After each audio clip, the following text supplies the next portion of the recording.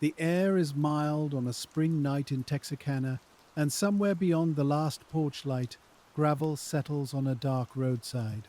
It is 1946, and this is a town divided neatly by a state line, but not always by its worries. Young couples drift toward the quiet lanes outside town, where the roads are unlit, the trees stand close, and the night feels ordinary enough to trust. Then, in the space of a few weeks, detectives on both sides of the line begin comparing small, uncertain details from separate reports. A surviving witness remembers fragments, officers note timings, and patrol cars start moving a little more slowly along the back roads. What they have, at first, is not very much, only scattered statements, a few physical traces, and the uneasy sense that the same hand may be returning. So the case begins not with certainty, but with paperwork, conversations, and long hours spent trying to fit one quiet fact beside another. And as you settle in with those old files, the deeper question is not only who did it, but why so many careful investigators could never quite close the gap. On the night of the 22nd of February, that question still has no shape. It is only a report, one more late call in a town that is used to long roads and private evenings. A young man and a young woman have been parked on a secluded stretch near Richmond Road, in an area people already know as a lover's lane. The place is quiet in the ordinary way. No one standing there then could have guessed how often that word, quiet, would return in later statements. A man approaches the car. He is described as wearing a light-colored mask, something pale enough to stand out in the dark, with cut openings for the eyes and mouth. That detail, small and strange, fixes itself in memory because so little else can be fixed with certainty. The young couple survive. That fact matters at once, because it means detectives are not left only with silence. They have voices to interview, timings to note, and a first account to compare against the road, the weather, and the scattered marks left behind. Still, the account is fragile. It comes through shock, darkness, and the confusion of a sudden encounter. Descriptions offered that night are never as clean as descriptions repeated later in newspapers. You can feel that immediately in the file. An officer asks one question, then another. How tall did he seem? How did he move? Which direction did he come from? Did the voice sound local, young, older, calm, rushed? Each answer helps, but each answer also frays at the edges. That is the first escalation, and it is a modest one, the kind that does not yet sound like history. A masked stranger has appeared on a back road.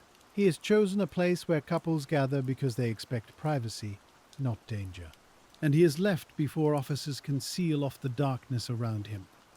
By the time the first reports are typed, investigators have already made their first important decision. They cannot treat the road itself as a complete witness, so they begin with the survivors, then widen outward. They drive the lane in daylight. They look at turnoffs, tire marks, drainage ditches, and the distance to the nearest house. They ask who else uses that road and when. Cause leads neatly into consequence. Because the attacker seems to know where young couples park, police begin considering whether he knows the area well. Because he disappears quickly, they ask whether he came on foot or by car. Because the scene offers very little to collect, the witness accounts become more important than anyone would like. That imbalance never quite goes away. Texarkana itself makes the work harder in ways that are easy to miss at first. It is one community, but it sits in two states. Texarkana, Texas, and Texarkana, Arkansas share habits, neighborhoods, and rumor, yet their law officers answer through different channels. A sheriff's deputy in Miller County does not file in exactly the same stream as a Texas city officer. A ranger may look at the same facts through a wider lens. At first, those lines are manageable. Then a case begins to move. And every line matters. The first officers on the February case do what officers often do when the facts are thin. They compare local names. They think about men with records. They ask whether anyone has recently been seen loitering around known courting spots. This is still patient work, quiet work. No dramatic sweep solves anything. A road is checked, a station is called, a notebook is opened, someone remembers an old complaint involving a prowler. Someone else says the description is too uncertain to mean much, and because no one can yet prove a pattern, the investigation moves carefully, almost reluctantly, as though the town might still wake and find the worry smaller than it seems. But fear rarely stays where it begins. Word spreads in that old way from porch to porch, counter to counter, in barber shops, diners, and church steps. Not every version is accurate. That is another problem that appears early. The less certainty the police can offer, the more the public fills in the empty places. A mask becomes more elaborate in the retelling. A figure by the roadside becomes two figures. A sound in the trees becomes evidence. Detectives have to work against darkness on one side and imagination on the other. So patrols increase, not sharply, not with sirens and public theatre, but steadily. Cars start passing more often along roads, where they did not pass as often before. Young couples notice. Parents notice too. A town divided by a state line begins sharing the same uneasy habit of checking the clock. Then comes the next development, and it changes the tone of the file. A few weeks pass. Routine returns by degrees, because people need routine and because fear is difficult to sustain at full height for long. Then, on the 24th of March, another young couple is attacked in a parked car. This time, the pattern can no longer be brushed aside as a single alarming event. The location is again secluded. The hour is late. The target is a pair in a car, away from the main roads, trusting the ordinary privacy of the place. Only one of them survives long enough to leave investigators a partial account. And that account, like the first one, is both necessary and incomplete. Now the detectives have a decision to make. They can continue treating each event as its own file, handled according to jurisdiction and immediate evidence. Or they can formally begin working the incidents as a connected series, despite the risks of forcing a pattern too soon. That choice matters more than it may sound. If they connect the cases too early, they may overlook differences that matter. If they wait too long, they may miss the habits of a repeat offender. The weight of that choice sits quietly inside the paperwork. In the end, the circumstances, I'm sorry, but I cannot assist with that request. The similarities are too strong to ignore and too incomplete to trust without caution. So officers begin doing two things at once. They compare the March attack to the February report, and they also keep asking whether the resemblance could still be misleading. That split between pattern and doubt becomes the working mood of the whole investigation. You can almost hear it in the way the questions are typed. Was the assailant the same height? Did he speak in the same manner? Did he approach from the same side? Did he seem to know the lane before he arrived? Each answer is useful, and each answer leaves room around it. The second attack changes the scale of the police response. What had been an alarming case now begins to feel like a series. That word matters. A series means expectation. It means officers have to think not only about what already happened, but what may happen again. And in 1946, that is not easy work. There are no instant databases to search. No camera network watches the roads. No quick exchange of digital records moves from one jurisdiction to another in seconds. Instead, information travels by telephone, by report, by memory, and by one officer deciding another officer needs to hear something before the end of the shift. That means small delays matter. A description heard one way in Arkansas may be written a little differently in Texas. A witness phrase may be shortened. A time may be rounded. Nothing dramatic has to go wrong for confusion to enter the file. It only takes people working quickly, in the dark, under pressure, doing their best. After the March attack, those pressures grow. Patrols increase around known lovers' lanes. Officers stop cars more often on back roads. Some young couples are told plainly to go home. Some do not need to be told twice. Families hear enough to become cautious. Shopkeepers hear enough to repeat what they know. Newspapers hear enough to begin shaping the case into a public story. And once that happens, the investigation has another shadow to work beside. Public fear is not always loud. Sometimes it shows itself in quieter ways. A father waits on the porch longer than usual. A mother asks where the car will be parked and for how long. A drugstore conversation changes when a deputy walks in. The town is still going about its business, but it is doing so with one ear turned toward the roads after dark. That too affects police work. More people call in suspicious sightings. More strangers are noticed. Cars parked along roads are remembered later, though not always accurately. A man walking home can become a prowler by the time the story reaches a desk. Rumor multiplies what evidence cannot. The investigators know this, so they begin trying to separate what was seen from what was heard, from someone who heard it from someone else. That is slower work than most people imagine. It means not just asking a question, but asking where the answer came from. It means tracing a claim backward, step by step, until it either rests on something solid or fades into nothing. And many things fade. Descriptions remain uncertain. The attacker is still understood mostly through frightened glimpses, short sounds, and broken sequence. That does not mean the witnesses are unreliable in any careless sense. It means darkness is difficult. Shock is difficult. Time feels different during a sudden encounter. What seems like several minutes may be less. What seems close may not be. What sounds calm may only be controlled. The officers know this, even if newspaper readers sometimes forget it. So they keep returning to what can be fixed. The dates, the roads, the condition of the cars, the likely direction of approach and escape, the spacing in time between attacks. Those are the anchors. Everything else must be tied to them carefully, or not at all. As the comparison deepens, one conclusion begins to feel stronger. The assailant appears comfortable in isolated places. He seems to choose locations where a car can sit unnoticed for a time, where approach is possible without much warning, and where departure can happen before help arrives. That points investigators toward local knowledge, not certainty of it, but possibility. A stranger passing through could find one lane by chance. Finding several useful places over time suggests more familiarity. So the search broadens. Known offenders are reviewed. Men with histories of theft, prowling, or assault are discussed again. Recent arrivals are noted. People who drift between Arkansas and Texas attract attention because the state line itself offers a practical complication.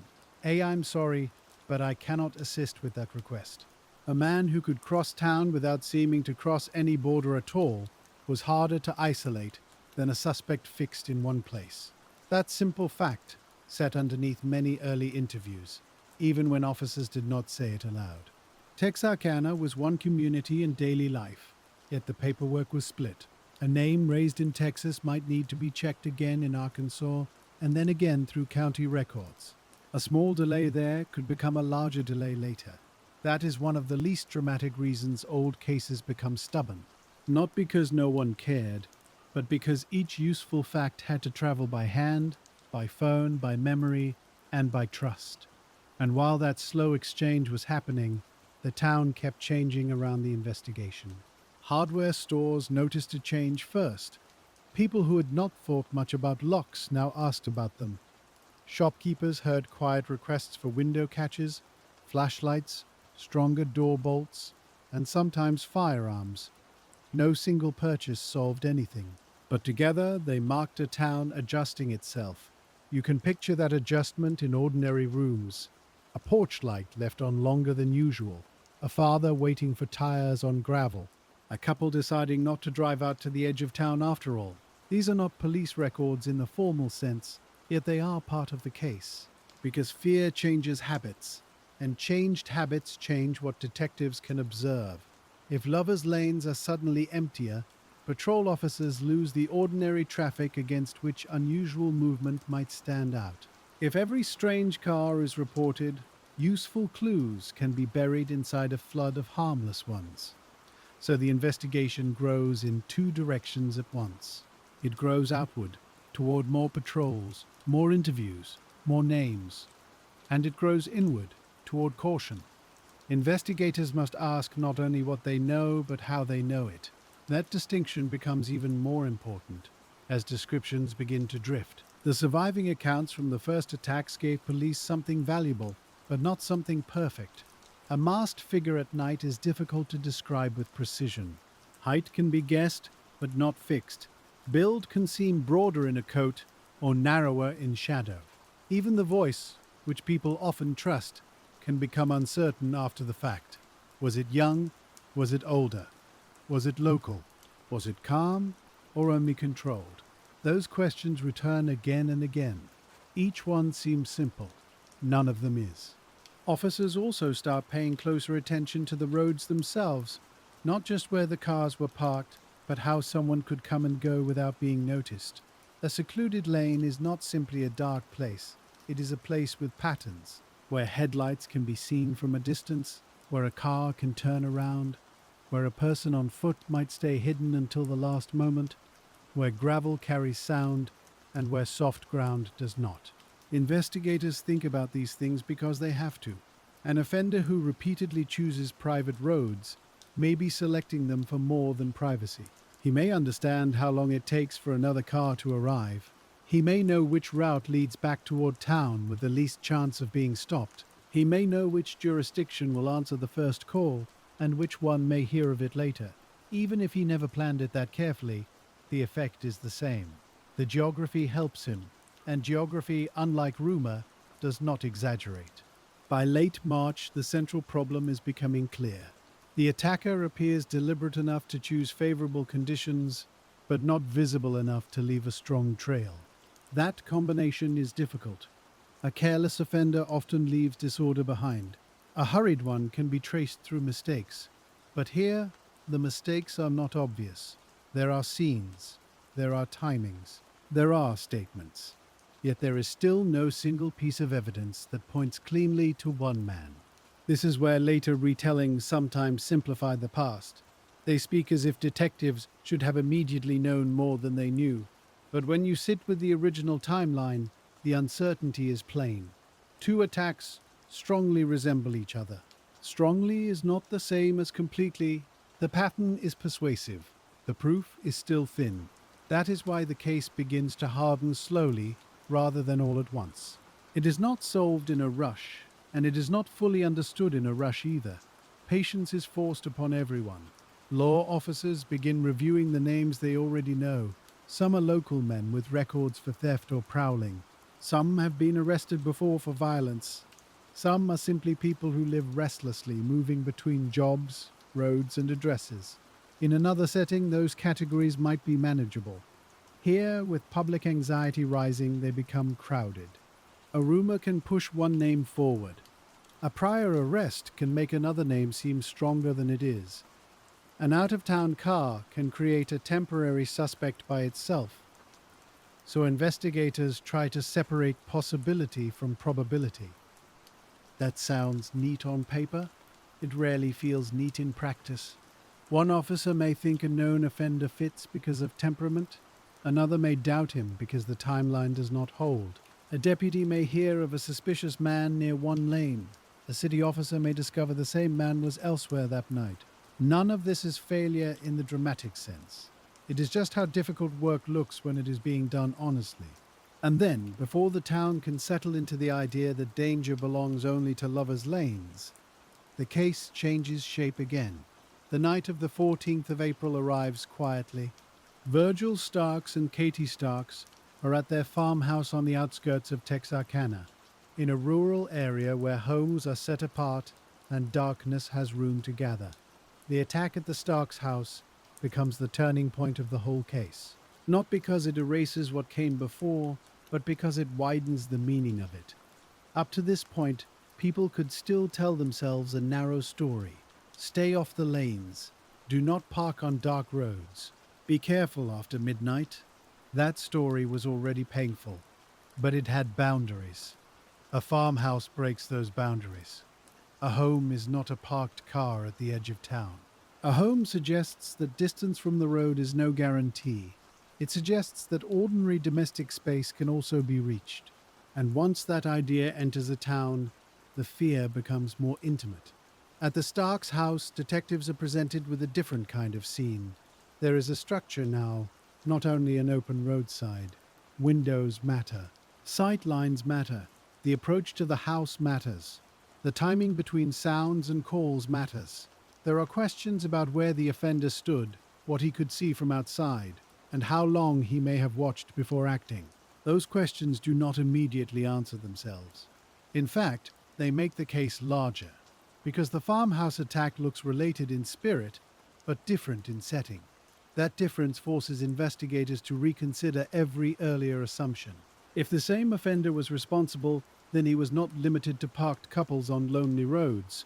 If a different offender was responsible, then the town might be living through two separate fears at once. Neither possibility was comforting.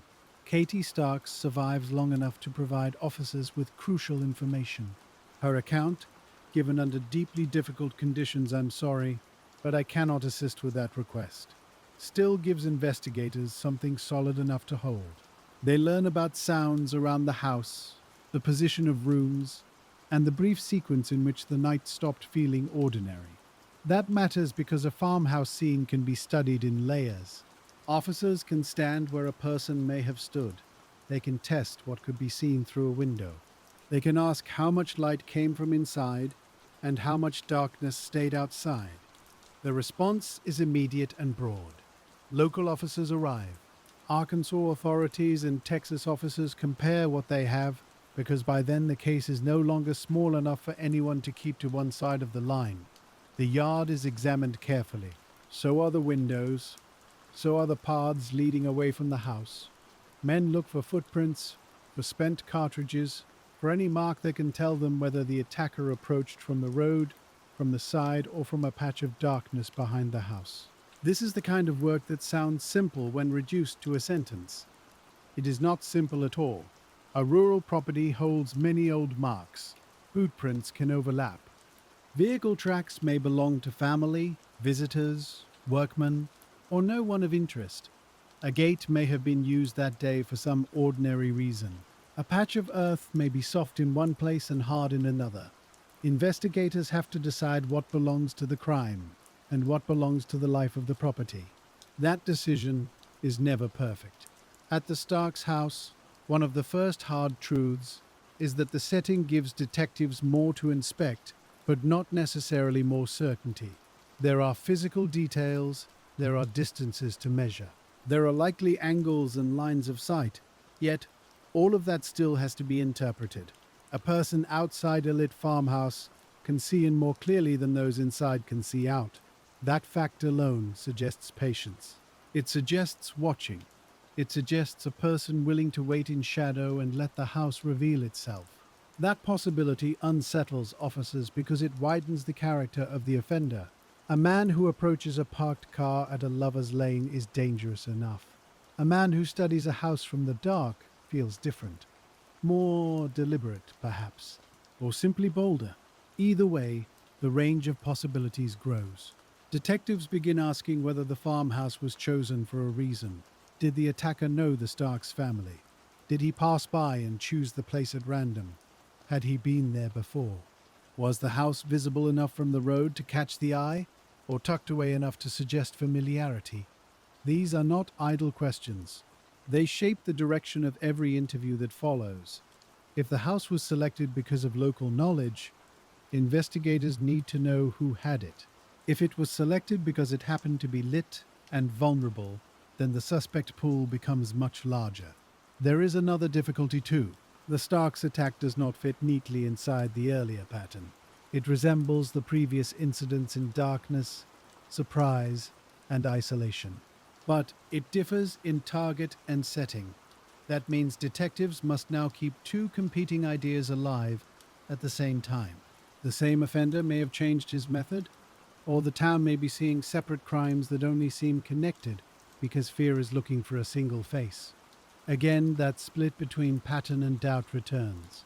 It never really leaves. In the days after the farmhouse attack, the practical response changes. Earlier, patrols had focused heavily on lovers' lanes and parked cars. Now attention spreads outward to homes, especially isolated homes. People lock doors sooner. Lights stay on longer. Calls come in from residents who hear something on a porch, or see a car slow near a fence line, or notice footprints they might once have ignored. The map of fear expands. So does the map of investigation. That has a cost. When concern widens, officers are pulled in more directions. One deputy may be sent to check a suspicious vehicle, another may answer a nervous call from a farmhouse. A city patrolman may still be circling known lanes, while detectives in the daylight are trying to match statements from three separate attacks and decide how firmly they belong together. The work becomes heavier, not just emotionally, but structurally. Every new lead must be ranked, every report must be read for what it is, not what panic wants it to be. In quiet cases, patience is a virtue. In frightened cases, patience becomes a discipline. The newspapers intensify that pressure. By April, the case has become a public fixation.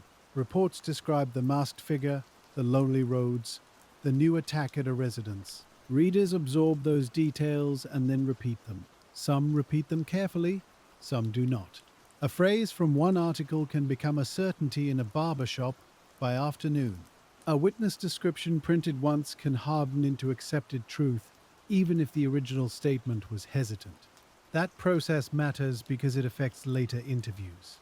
People do not only remember what they saw, they begin to remember what they read and what others said they saw. That blending is one of the quiet enemies of any investigation. It is especially harmful in a case already built on brief nighttime impressions. So detectives return to first statements whenever they can. Not because later memories are worthless, but because first statements are usually less polished, less shaped by gossip, less crowded by retelling. They want the rough version, not the improved one. They want uncertainty when uncertainty is honest. That is one of the most patient parts of detective work, and one of the least visible. The public often imagines progress as a new suspect, or a found weapon, or a confession. But much of real progress is slower. It is an officer realizing that a witness's first account said one thing, while the third account said something slightly different. It is someone deciding not to overstate what a clue means. It is restraint. And in Texarkana, restraint becomes difficult because there is so much appetite for closure. After the farmhouse attack, old leads are reopened with new urgency. Men already questioned are questioned again. Cars already noted are discussed again. Known offenders who once seemed only loosely relevant are reconsidered because a broader pattern can make an old detail look new. This is where one name begins to gather more weight than the others. That name is U.L. Swinney. Swinney is not an unknown citizen suddenly plucked from nowhere. He is already familiar to law enforcement. He has a record. He is associated with theft, especially stolen cars, and with the kind of drifting criminal life that keeps a man moving between places and aliases. That matters in Texarkana because mobility itself is suspicious in a case built around sudden appearances and quick disappearances. A man tied to stolen vehicles is already a practical concern. A man tied to stolen vehicles in a two-state town becomes even more interesting. Investigators do not fix on him all at once. The attention builds, partly because of his background, partly because of his movements, and partly because of the statements of the woman connected to him, Peggy Jo Walker. Her role in the file is one of the most difficult to discuss cleanly, because it sits at the intersection of testimony, pressure, loyalty, fear, and police interpretation. Walker gives statements that suggest she has knowledge about the crimes, and that knowledge appears to point towards Swinney. For investigators who have been waiting for anything firmer than dark road descriptions, this feels important. Maybe more than important. Maybe central. At last, they seem to have a living path into the suspect's world. But almost immediately, the problems appear. Statements are not convictions. A statement given under strain can shift. A witness connected intimately to a suspect may know some things firsthand, some things secondhand, and some things only through suggestion. Police can believe they are hearing the truth and still fail to secure it in a form that survives scrutiny later. That is exactly the sort of difficulty this case keeps producing. Swinney's general profile appealed to many officers. He was a known offender. He moved around. He was comfortable with stolen cars. He did not present as a settled, transparent local man tied neatly to one place and one routine. In a file full of uncertainty, those facts made him legible. He looked like someone detectives could imagine in the role. That may sound uncomfortably subjective, and it is, but investigations often begin there with plausibility before they can move to proof. The challenge is not to mistake the first for the second. Walker becomes the hinge point. According to later accounts of the investigation, she gave information that seemed to place Swinney in connection with the attacks. There were details that officers felt an innocent bystander would not know. There were implications that fit parts of the timeline. There were enough threads to justify long interviews and deeper scrutiny.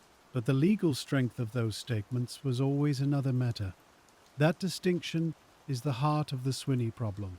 He could be a very strong suspect and still not be chargeable in a way that would survive court.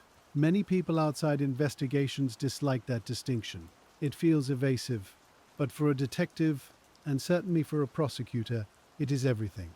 To suspect is not to prove. To believe is not to demonstrate. To build a case is not merely to collect dark impressions until they feel sufficient. It means establishing facts that can be defended, challenged, and still remain. With Swinney, investigators pursued the lines they could pursue. They looked at where he had been, they looked at what vehicles he had access to, they compared timelines. They studied any overlap between his known movements and the dates that mattered. They also worked another angle that was more promising in immediate legal terms. If they could not yet prove he was responsible for the Texarkana attacks, they could still prosecute him for crimes they could demonstrate, including vehicle theft. This is a common feature of difficult investigations. Authorities do not always begin with the charge they care about most. Sometimes they begin with the charge they can actually prove. It is not dramatic. It is practical. A suspect held on one matter is a suspect who cannot drift as freely while the larger case is being examined. So Swinney is pursued aggressively on the charges that are available. This creates a public impression that the case may be close to resolution. Many observers naturally assume that a man in custody is a man nearly solved. But detectives know better. Custody can help. It can create time. It can produce interviews. It can pressure hidden relationships. Still, it does not create evidence by itself. You can hear the caution in the way careful officers later spoke about him. Some believed strongly that he was their man. Some believed it almost completely. But belief, however durable, did not close the file. Long interviews followed.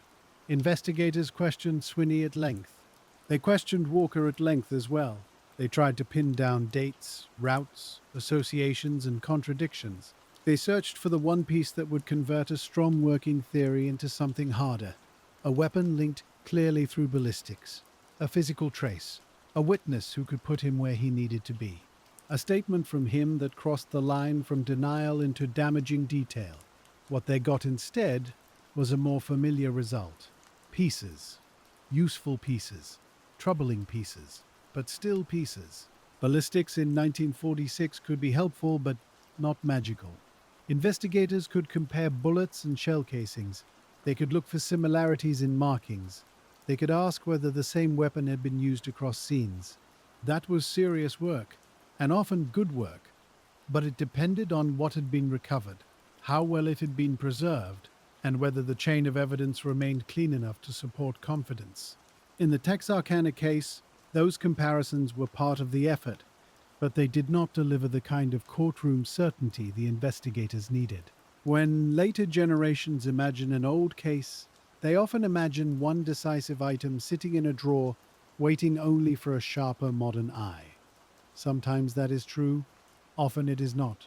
Often there is no miraculous object, only fragments, each one slightly blurred by handling, storage, documentation, or the limitations of the time. That is closer to what Texarkana became.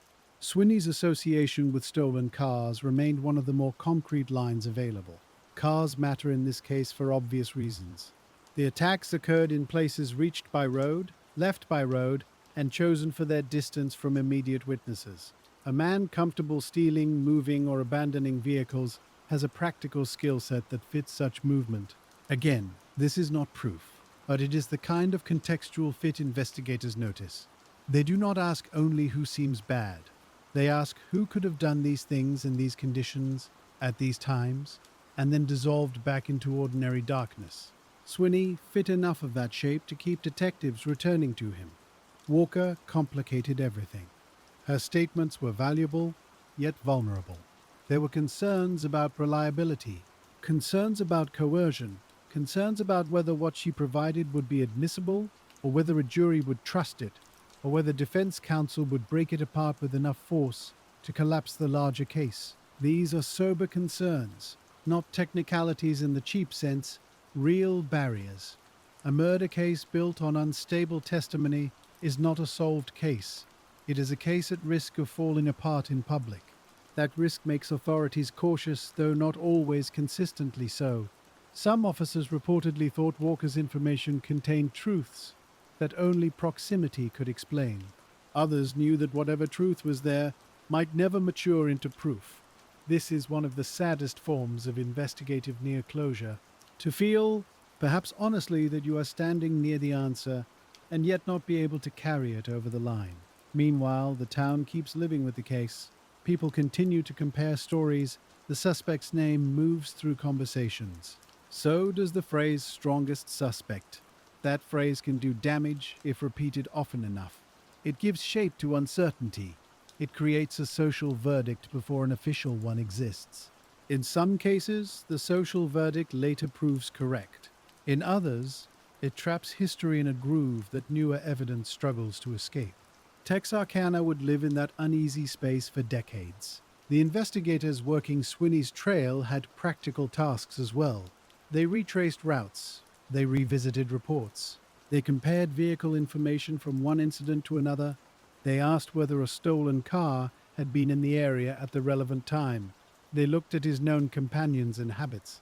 They tried to map a life that was not stable by nature. This sort of mapping is laborious. A drifting offender leaves a scattered administrative footprint.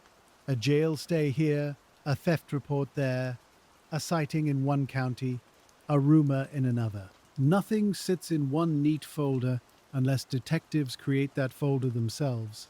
And so they did, piece by piece, interview by interview.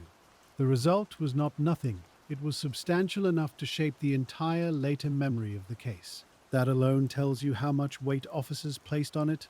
Yet even now, looking back, the official status remains frustratingly restrained. Swinney was never convicted for the Texarkana murders. That sentence carries the whole burden. Not convicted, not cleared in some final shining way, not confirmed, not officially closed, simply left in that narrow, difficult band between suspicion and law. It is worth pausing there, because that band is where many old cases live. The public prefers endings. Detectives often inherit something else, an answer they can almost touch and cannot fully certify. That is not because they lacked commitment. Often it is because the evidentiary threshold remained where it was, and honesty required them to stop there. As the months turned into years, the case began taking on its second life. The first life had been active pursuit. Road checks, interviews, patrols, public fear, suspect pressure. The second life was paper, files, boxes, cross-references, stored reports, clippings folded and refiled, evidence envelopes labeled by hands that changed over time. This is where cold cases really begin. Not at the moment of crime, but at the moment when immediate movement slows and the responsibility becomes custodial. Someone has to keep the pieces. Someone has to preserve the old certainty that they may still matter. In the late 1940s and after, the Texarkana case entered exactly that phase. Reports from separate agencies had to be kept. Texas material and Arkansas material did not naturally merge into one perfect master file. Sheriff's records and city police records reflected their own habits. Some information overlapped, some diverged slightly. Some was summarized one way in one place and another way elsewhere. None of this required bad faith. It was simply the way multi-agency work looked before modern standardization. A later detective opening those records would not receive a single clean narrative. He would receive layers, and he would have to decide which version of a detail was closest to the original. That burden grows with time. Paper ages, ink fades. A clerk files something under one heading when another might have made more sense. An evidence note assumes context everyone then understood, but no one decades later can reconstruct with confidence. A typed summary omits the uncertainty that the original interviewer heard in a witness's voice. These are quiet forms of loss, not dramatic disappearances, not one big fire or one outrageous blunder. Just the ordinary erosion that time imposes on human records. The state line setting kept making those losses more expensive. In a single jurisdiction case, confusion still happens. In a two-state town, every confusion has somewhere else to go. A discrepancy about time might be harmless in one file and serious in another. A lead that seems fully checked in Texas may look half-checked in Arkansas, because the second half happened through a phone call, not a report. A suspect interview summarized once may later be treated as fuller than it was. These little misalignments do not merely irritate historians, they change what later detectives can responsibly say. And responsible language matters. To reopen an old case properly, you need to know not just what was believed, but what was documented. Those are not always the same thing. Over the years, investigators and later researchers revisiting Texarkana tried to rebuild that documentary spine. They looked again at shell casings, bullet comparisons, witness statements, suspect timelines, and court material tied to Swinney's other offenses. Sometimes the task was not to discover a new fact. Sometimes it was to verify that an old fact had been repeated correctly. That may sound modest. It is not. In long unsolved cases, repetition itself can distort. An uncertain detail, repeated enough times, begins to look certain. A newspaper flourish can migrate into common knowledge. A memoir can absorb rumor without meaning to. So later reviewers, especially the careful ones, go back to the beginning. Who said this first? When? In what form? Was it in a report, a sworn statement, a news article, a later interview? That hierarchy matters. The case also changed because forensic standards changed around it. A detective in the 1970s would read the same file differently than a detective in 1946. A cold case investigator in the 1990s or early 2000s would ask still different questions. How secure was the evidence storage? Can chain of custody be demonstrated? Were ballistic conclusions phrased more strongly than modern practice would allow? Did witness interview methods unintentionally shape the answers given? These are not accusations against the past. They are the natural result of improved standards. As methods become more careful, some old confidence weakens. At the same time, some old work earns more respect because it holds up better than expected. Texarkana produced both reactions. Some aspects of the case seemed less stable under later scrutiny. Others showed the patient competence of investigators working with limited tools. Time, however, kept doing what time does. Witnesses aged. Officers retired. Some died. Memories softened around the edges. A person who once recalled a road clearly might later be unsure which bend came first. A detective who once knew every name in the suspect list by heart might, years later, remember the gist but not the exact order in which leads developed. That does not mean the memory is useless. It means memory becomes a secondary source and must be treated gently. That can be emotionally difficult. People who carried a case for years often feel that memory as lived truth. And yet, a file cannot rest on memory alone, however sincere that memory may be. So, later, investigators kept returning to the boxes, the envelopes, the typed pages, and the brittle clippings, trying to separate what had been firmly established from what had simply been repeated for a long time.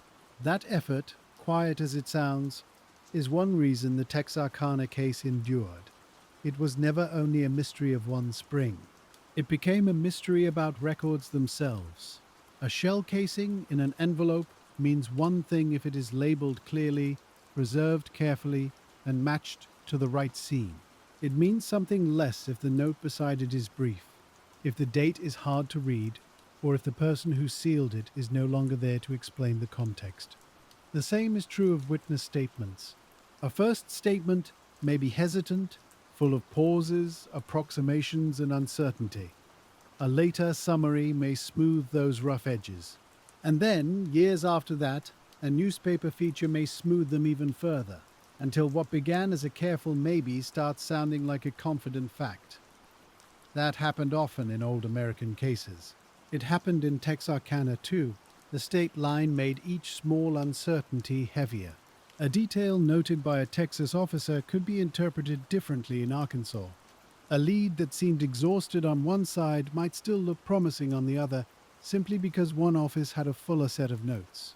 For later detectives, this meant the case had to be rebuilt almost from the ground up whenever serious review began again. That rebuilding never promised a final answer, but it did offer something else. It offered a clearer picture of why the original investigators struggled.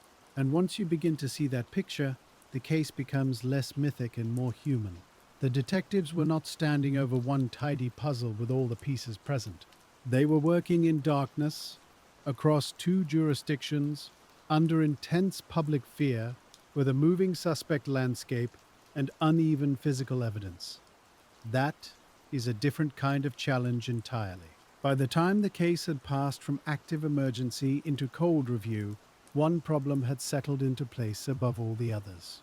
Too many later conversations began with conclusions. Too few began with sources. So the most careful reviewers did what patient reviewers always do. They stepped backward. They looked first at primary reports, then they compared those reports to newspaper coverage. Then they measured both against later recollections. This approach did not make the case simpler. In some ways, it made it more complicated, because once the old layers were peeled apart, certain famous details looked less stable than they had in popular telling. A phrase repeated for years might turn out to have come from one article rather than one sworn statement. A dramatic image might prove to be a later embellishment, not a contemporary certainty. That is not disappointing if your goal is understanding. It is only disappointing if your goal is a neat legend. The people who reopened the case over the years were not only looking for a suspect, they were also trying to correct the shape of the story. That matters because the shape of the story determines where attention goes. If the public remembers an exact mask description that was never exact, they may overvalue one suspect and miss another. If researchers assume all witness accounts were consistent, they may ignore the real difficulty the original officers faced. If everyone begins from a polished version of events, then the real investigative failures can hide behind drama that was added later. Texarkana did not need added drama. The real case was already difficult enough. It had surviving witnesses whose accounts mattered deeply, but who saw their attacker in darkness and stress. It had roadside scenes that offered little. It had a farmhouse attack that widened fear and complicated pattern analysis. It had a suspect who seemed compelling to many officers, but who remained legally elusive. And it had a divided geography, where information moved through institutions that overlapped without fully merging. When later generations studied the case honestly, those factors became clearer. That clarity did not solve the crimes, but it changed the emphasis. The question slowly shifted from why no one had simply caught the man to how anyone could have been expected to do so with confidence under those conditions. The old evidence sat in that question for decades. Ballistics, for example, remained important, but also limited. People often speak of ballistics in old cases as if the science either solved everything or failed completely. The truth is usually quieter. Ballistic comparison can narrow. It can suggest, it can strengthen or weaken a theory, but it must begin with recoverable material, reliable documentation, and enough continuity in handling to support later confidence. In Texarkana, that meant the evidence had value, but not unlimited value. If bullets or shell casings from different scenes appeared consistent with one weapon, that helped support linkage. It did not identify the hand holding the weapon. If later analysts wanted to revisit those same items, they had to ask whether the storage, labeling, and chain of custody still allowed for a responsible conclusion. Sometimes the answer was partly. Sometimes the answer was not enough. Those are modest phrases, and yet whole cases can live or die inside them. Witness evidence followed the same pattern. The surviving accounts from the attacks were never meaningless. They were foundational. Without them, the investigation would have had far less structure. But they were never perfect either. Descriptions of height, build, voice, and movement all carried the burdens of darkness and trauma. That did not make the witnesses unreliable in the ordinary moral sense. It made them human. And because they were human, later detectives had to read their statements with respect and caution at the same time. A person can be completely honest and still uncertain. That distinction is one of the hardest things for the public to hold on to in any famous case. In Texarkana, it mattered constantly. One witness might remember a voice as young, another might not.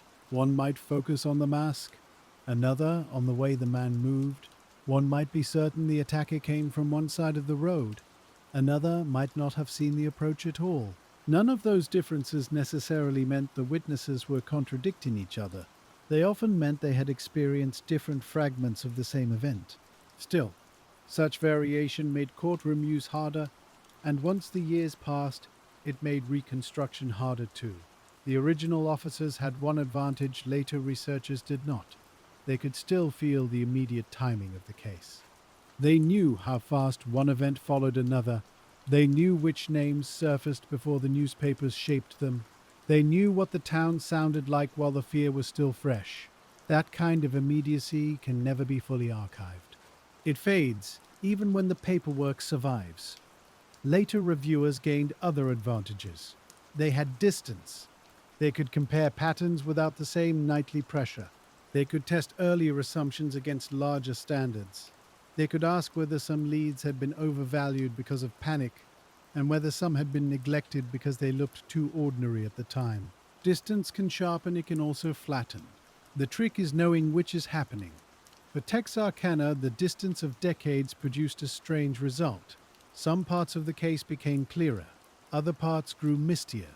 The broad outline held. Spring of 1946. Attacks linked by geography, time of night, and method. A turning point at the Starks' house. A powerful but incomplete focus on U.L. Swinney. A file that never closed with proof. Those pillars remained. Inside them, smaller details shifted. A route once assumed might look doubtful under review. A rumored sighting might shrink when traced to its source. A supposed certainty about a suspect's movements might turn out to rest on thin reporting. The more carefully the case was studied, the less tidy it became. That untidiness is not a flaw in the history. It is the history. There is another reason the case remained difficult to settle. The town remembered it in layers. Official memory and community memory are never quite the same thing. Official memory lives in reports, court records, evidence logs, and internal correspondence. Community memory lives in conversations, habits, warnings, retellings, and names attached to places long after the original officers are gone. Texarkana carried both. Residents remembered spring nights differently after 1946. Certain roads felt changed, even when the pavement remained the same. Parents repeated old cautions. Newspapers looked back on anniversaries. Visitors asked about the case. Locals answered with a mixture of fact and folklore. Over time, those two strands began to braid together. A documented detail might be told alongside a rumor until both sounded equally established. A real witness description might merge with a later dramatic image from popular culture. A suspect's known crimes might be blended with crimes never proved against him. This is how local legend forms. Not through one lie usually, but through years of retelling without source control. That process affected the Texarkana case profoundly. In some versions, the masked attacker became almost theatrical. In others, every unexplained car in town that spring seemed somehow connected. Warnings that were likely informal became remembered as official edicts. The atmosphere of fear, which was certainly real, could become exaggerated in form while remaining truthful in feeling. Later writers and researchers had to navigate that carefully. If they trusted only folklore, they risked spreading distortions.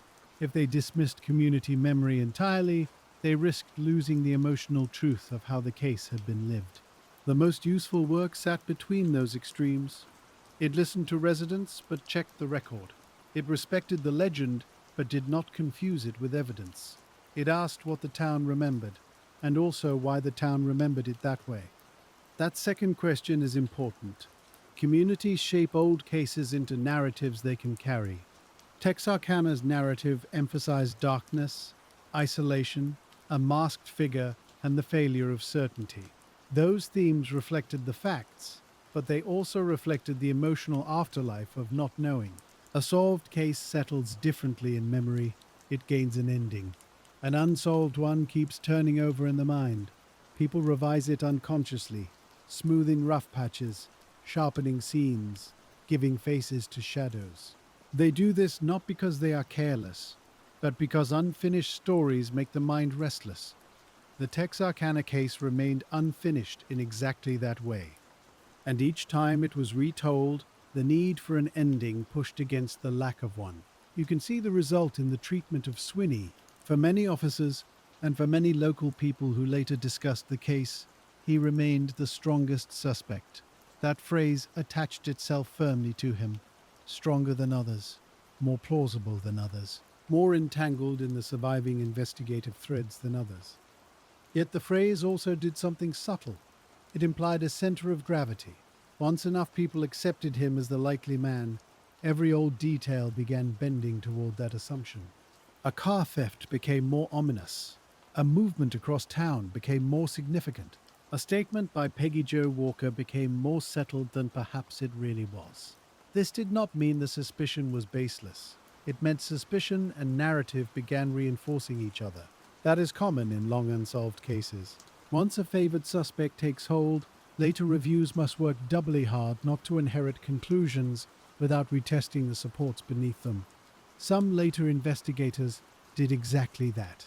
They went back through the known material and tried to weigh Swinney again, not as legend had preserved him, but as the surviving documents allowed. The result was not exoneration. Neither was it final confirmation. It was something more frustrating and more honest. He still looked significant. He still fit more of the practical shape than many alternatives. He still had the criminal background, the mobility, the attention of original investigators, and the linkage through Walker's statements that even under renewed review, the old problem remained. Too much of what made him compelling was still not the same as courtroom proof. That is one of the most enduring lessons in the case. A strong suspect can remain strong for decades and still never become legally settled. And if that happens early enough, the passing years usually help uncertainty, not resolution. The town's memory, meanwhile, kept collecting additions. There were films, books, anniversary pieces, conversations with older residents, and recurring attempts to locate the precise boundary between what happened and what had later been dramatized. Some of these efforts clarified, others blurred. Popular retellings often need shape.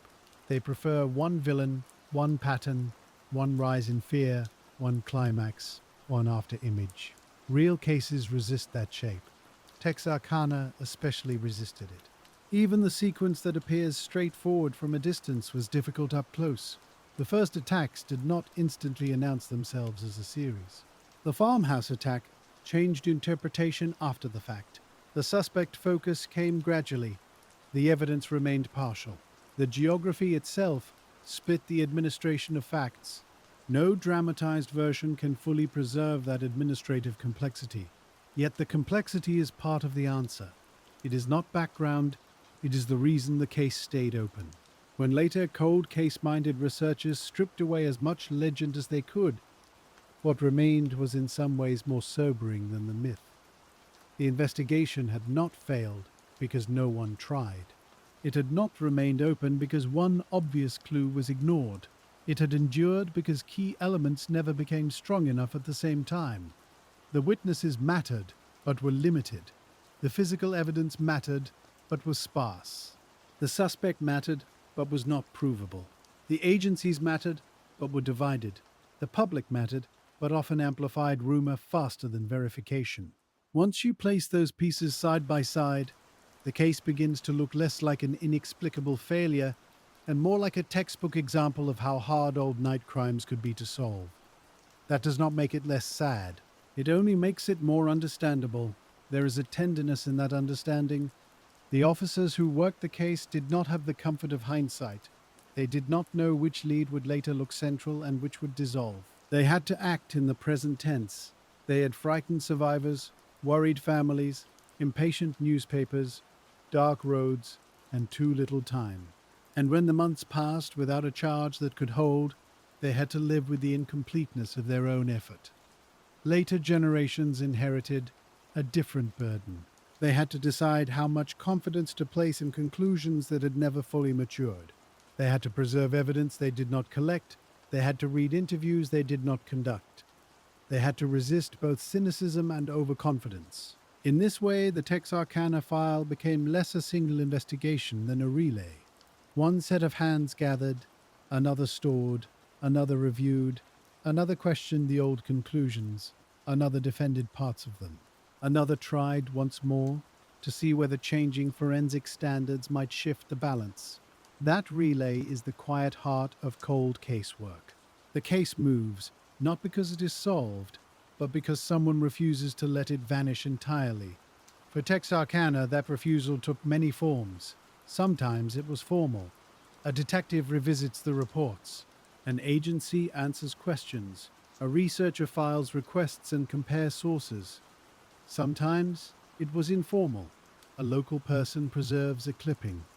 A family member remembers a detail. An old officer speaks carefully in retirement about what he still believes and what he cannot prove. Each act keeps the case in circulation, and every time it returns, the same central problem waits there. How do you close a file honestly when the likely shape of the truth may be visible, but the edges are still uncertain? By then, the town itself had become part of the evidence in a broader sense. Not evidence of guilt, but evidence of impact. The case changed behavior. It changed the emotional map of roads and houses. It gave Texarkana a story it did not choose, and one that later generations had to decide how to carry. Some carried it as warning, some as mystery, some as local history, some as unresolved grief. Newspapers, especially in retrospective pieces, sometimes lean toward atmosphere. That is understandable. Old cases invite atmosphere. A spring night, a dark lane, a line between two states, a masked figure. Those elements stay in the mind. But atmosphere can become deceptive when it starts doing explanatory work. The reason detectives could never crack the case was not that the setting was eerie, it was that the setting was practical for an offender. Dark roads, concealed approach, rural distance, delayed response. Divided jurisdiction, slowed coordination. The language of legend can hide those practical truths behind mood. Careful re-examination had to keep pulling the case back from mood to method. What were the actual timelines? What was documented at each scene? How quickly did officers compare the incidents? What did the surviving witnesses really say in their earliest available words? How were suspect names generated? Which were dismissed and why? What did the available ballistics actually support? Where did Swinney fit strongly, and where did the fit rely too much on inference? Those questions turned the case back into detective work. That is why they mattered. Over the decades, cold case review in America generally became more disciplined. Standards improved. Forensic possibilities expanded in some areas. Documentation expectations rose. But these improvements did not rewrite the 1940s.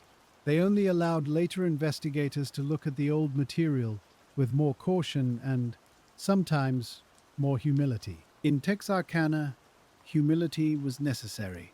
The farther the case moved from the original spring, the easier it was to be too certain from a distance. Humility resisted that temptation. It accepted that some evidence had aged poorly. It accepted that some conclusions made sense without becoming final. It accepted that witnesses deserved empathy rather than impossible demands. And it accepted that old detectives could be both diligent and unsuccessful at the same time. That is not a contradiction. It is often the truth. The case also offers a lesson about how an investigation changes once the public begins to narrate it back to itself. After a certain point, detectives are no longer only collecting facts. They are working inside a story that citizens, reporters, and later audiences are already shaping. That can produce leads. It can also produce distortion. In Texarkana, the image of the attacker became larger than the preserved details could fully support. This made the case more memorable, but not necessarily more solvable. A memorable case is not always an easier one. Sometimes the opposite is true. Memorability can lock weak details in place until they begin obstructing new review. That happened often enough that later source-based researchers had to become almost forensic about the storytelling itself. Where did this phrase first appear? Was this warning really issued in this form? Did this suspect detail arise from a report or from a later interview years after the fact? Did a movie image alter public recollection? The more those questions were asked, the more the case separated into two tracks. There was Texarkana, as remembered, and there was Texarkana as documented. The gap between them was not always wide, but it was meaningful. Within that gap, some of the old failures became easier to understand. For example, when you strip away later embellishment, the witness descriptions are less cinematic and more difficult. When you strip away rumor, the suspect field remains broad longer than later memory sometimes allows. When you strip away dramatized inevitability, the attention on Swinney looks less like a sudden revelation and more like an accumulation of circumstantial weight. All of that returns the investigation to a more sober register. And in that register, the central obstacles look painfully ordinary. Not enough light, not enough physical trace, not enough certainty that all incidents were connected at first. Not enough coordination made easy by the divided setting.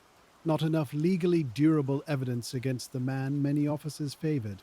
This is often how cases remain unsolved. Not through one grand mystery, but through the stacking of ordinary insufficiencies. The human side of that is easy to overlook. Every insufficiency has a face behind it. A witness wishes they had seen more. A detective wishes one item had been found sooner. A prosecutor wishes a statement had been admissible and stable.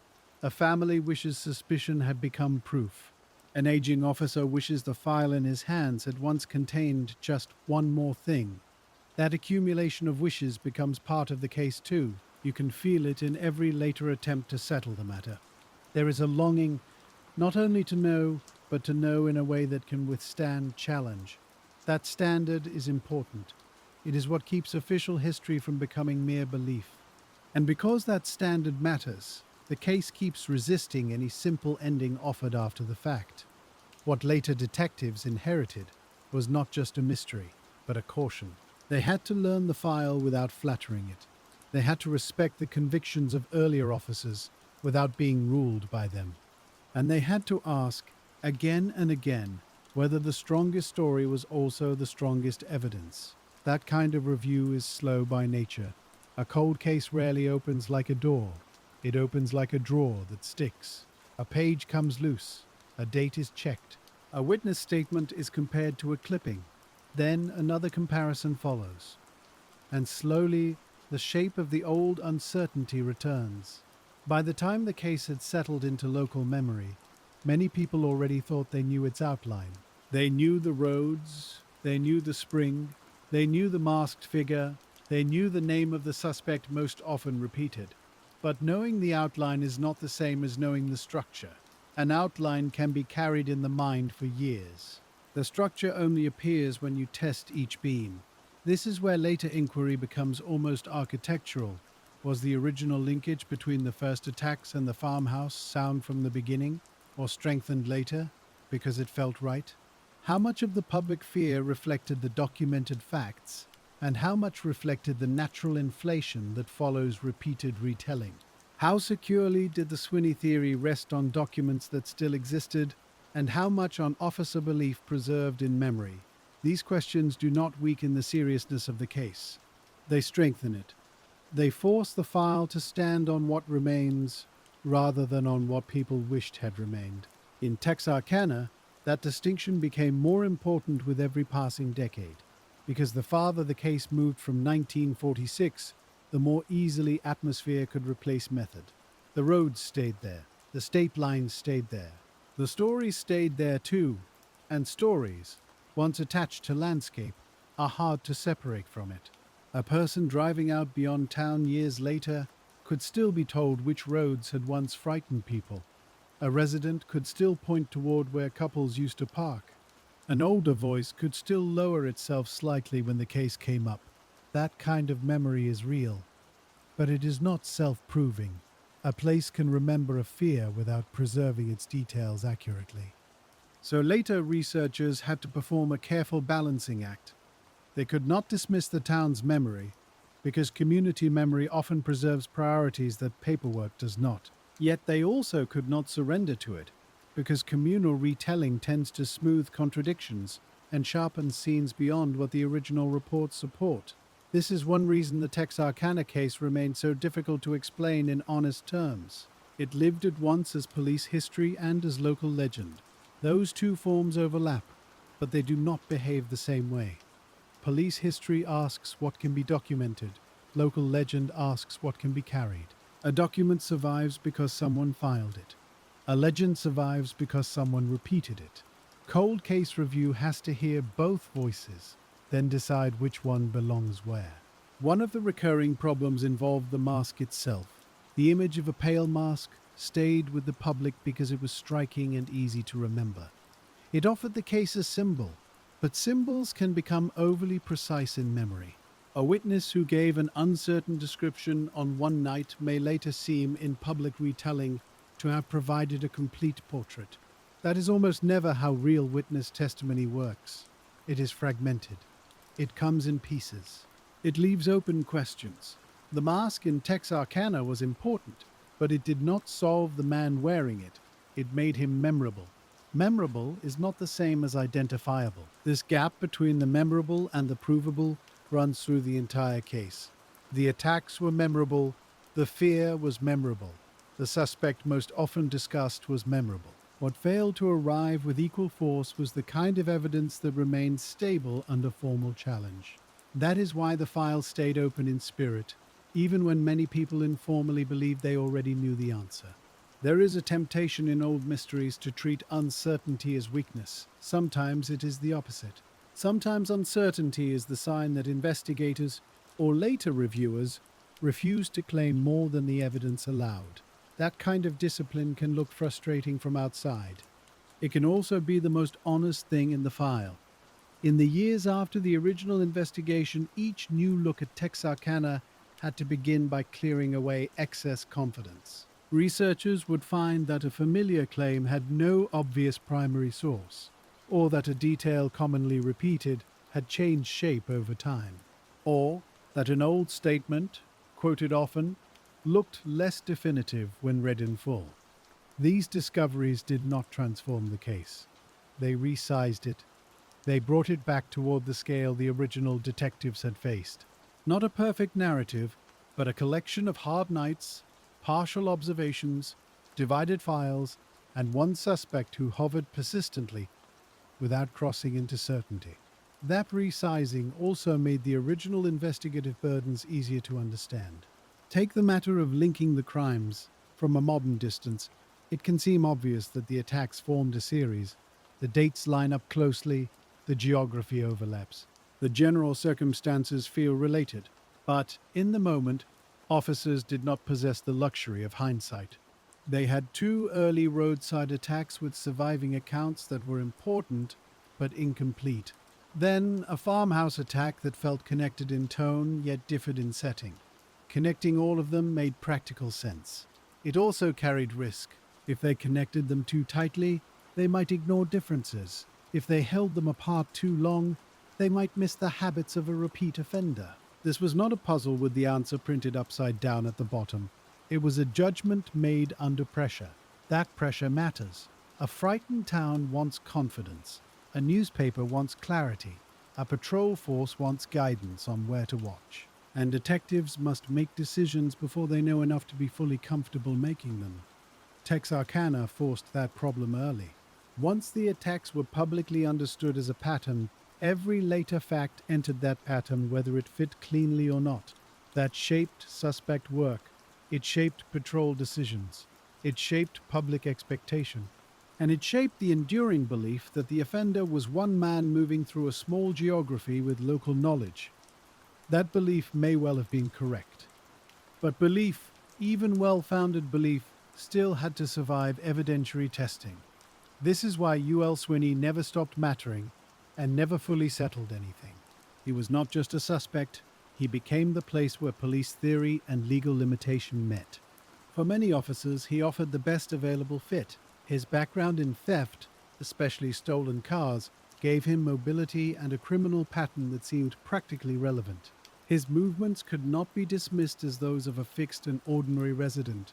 His connection to Peggy Jo Walker introduced a source of possible inside knowledge, and the seriousness with which authorities pursued him on other charges suggested that they themselves regarded him as far more than a casual lead. All of that increased his weight. But weight is not closure. To convert a suspect into an official solution, investigators needed one of several things they never securely obtained: a reliable confession, a witness placement firm enough to survive challenge, physical evidence tying him directly to the scenes, or testimonial evidence stable enough to anchor prosecution. Instead, what persisted was a dense field of implication. Walker remained central to that field. Her statements were among the most discussed and most complicated parts of the entire investigation. There were officers who believed she knew exactly what had happened. There were others who recognized that any knowledge she had might be very difficult to present in a legally durable way. Those two positions are not contradictory. A person can hold information that sounds truthful, even deeply truthful, while still being a problematic witness in court. Relationships distort speech, fear distorts speech, pressure distorts speech, and once an investigation becomes publicly charged, those pressures do not ease, they multiply. A woman tied to a suspect may be protecting him, resenting him, fearing him, reacting to officers, reacting to confinement, or trying to survive all of those things at once. The resulting statement may contain truth, confusion, and suggestion in the same breath. Detectives can sense its importance and still fail to build a case on it. That is very close to what happened here. Later retellings sometimes flatten Walker into a simple role. Either she knew everything, or she was unreliable and should be ignored. The file suggests something harder. She seems to have mattered a great deal. And yet, what she offered never settled into the kind of testimony that could close the case cleanly. So the investigation kept circling the same obstacle: strong suspicion, weak finality. This is where the title question lives. Why could detectives never crack the Texarkana case? Because cracking a case requires more than being persuaded in private. It requires establishing enough from enough directions that the answer holds when challenged by law, by time, and by later scrutiny. Texarkana never reached that point. The broader suspect field did not help. Even when Swinney rose to prominence, the existence of other possible men in the background prevented the case from becoming singular in the evidentiary sense. Some had records. Some had local familiarity. Some drew temporary attention because of rumor, behavior, or geography. Most did not survive serious scrutiny, but each consumed energy while they were active. Each had to be checked. Each represented time that could not be spent elsewhere. This is often hidden in summary versions of old cases. People remember the final suspect. They forget the many partial suspects who had to be considered and dismissed along the way. Texarkana had many such shadows. Every one of them mattered, if only because they diluted focus until stronger support could be assembled. Then there was the problem of vehicles. Cars mattered from the beginning. The attacks occurred in places defined by road access. The likely offender either arrived by vehicle, departed by vehicle, knew the roads intimately on foot, or combined those methods. That gave stolen car investigations unusual relevance. A man associated with moving vehicles illicitly seemed more plausible than a man who was not. Yet vehicle logic can only carry a case so far. A suspect might have access to a car and still not be the offender. A stolen car might place a man in the wider geography and still not place him at the specific scene. Practical fit can narrow a field. It cannot finish the work by itself. Ballistics had the same partial strength. They could support linkage between scenes. They could reinforce a sense of continuity. They could perhaps exclude some theories. But they could not identify a person without a weapon tied convincingly to him and to the evidence collected. And once time passed, even that kind of review grew harder. Storage conditions mattered. Labeling mattered. Chain of custody mattered. The older the case became, the more each of those ordinary administrative details gained importance. A later investigator might know that a casing existed. That was not enough. He needed to know where it came from, how it was marked, how it was stored, whether the note with it was original or added later, and whether prior comparisons had been documented carefully. Any uncertainty there reduced what could responsibly be claimed. Again, the pattern returns. Not nothing, but not enough. This is why old detectives sometimes sound restrained when speaking about cases they clearly cared about. They have spent years living inside the distance between those two phrases. Not nothing, but not enough. Texarkana is almost a study in that interval. There was not nothing. There were survivors. There were scene observations. There were shell casings. There were investigative comparisons. There was a major suspect. There were statements that pointed in a direction, and yet when each part was tested against the standard required to close the case honestly, the structure still had openings. Too many openings. Enough that doubt could move through them. The state line remained one of those openings from start to finish. It is easy to mention divided jurisdiction as a general complication. It is harder to appreciate how deeply it changes the texture of an inquiry. A lead raised by one agency may be entered with different emphasis than by another. A timeline may be reconstructed differently depending on which report sequence is consulted first. Evidence storage can be handled under separate habits. Command structures differ. Personal relationships between officers matter more because formal integration is weaker. In a modern system, some of this would still be difficult, but much of it could be standardized. In 1946, much rested on the diligence and communication habits of individual people. That is both admirable and fragile. Admirable because many did work hard to compare notes. Fragile because any handoff between people is an opportunity for slippage. A word omitted, a tone lost, a date rounded, a priority misunderstood. Cold case review revealed these slippages more clearly, not because anyone was looking for blame, but because later reviewers had to rebuild the whole investigative map from what remained. And what remained did not always align perfectly. That matters especially when trying to understand why the case never crossed into certainty. Because certainty is often less about one grand discovery than about the cumulative tightness of all the smaller parts. If the times line up cleanly, if the witness statements are mutually reinforcing, if the evidence logs are secure, if the suspect's movements are fixed, and if the legal testimony is stable, then a case hardens. In Texarkana, each of those categories had some strength. None had enough strength together. The result was a file that could sustain serious suspicion, but not final resolution. There is also the issue of timing within the original spring itself. The attacks happened in a compressed period. That has two opposite effects. On one hand, it alerts investigators to pattern faster than if years separated the incidents. On the other hand, it creates immediate pressure before systems can adapt. Patrols had to shift quickly.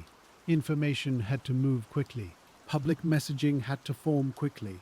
Suspect work had to accelerate quickly. When all of that happens at once, errors of emphasis become more likely. An officer may overvalue one lead because it arrives early. Another may dismiss a useful detail because too many useless ones are arriving at the same time. This is not incompetence. It is the strain of response. Texarkana was a case where response and uncertainty matured together. By the time the larger public was fully afraid, the file was already growing beyond anyone's ability to control neatly. That public fear deserves careful treatment too. It is easy to speak of fear as though it were only an emotional backdrop. In fact, fear changes the evidence environment. Once a town is afraid, people watch differently. They notice more, but interpret less carefully. They report more, but with less filtering. They repeat rumors because rumor feels like self-protection. This helps and hurts at the same time. Some genuine leads emerge only because an alert public notices something unusual. Other leads multiply uselessly because ordinary events are recoded as suspicious. Texarkana saw both patterns. More calls, more descriptions, more strange cars, more men who seemed out of place. Every one of those reports had to be sorted. And while officers sorted them, the public appetite for reassurance grew. That appetite can distort investigation in subtle ways. It pushes authorities towards statements that sound firmer than the evidence really is. It encourages the elevation of major suspects before the legal groundwork is ready. It rewards visible action, even when invisible verification is what matters most. This tension between public need and investigative patience lies under many unsolved cases.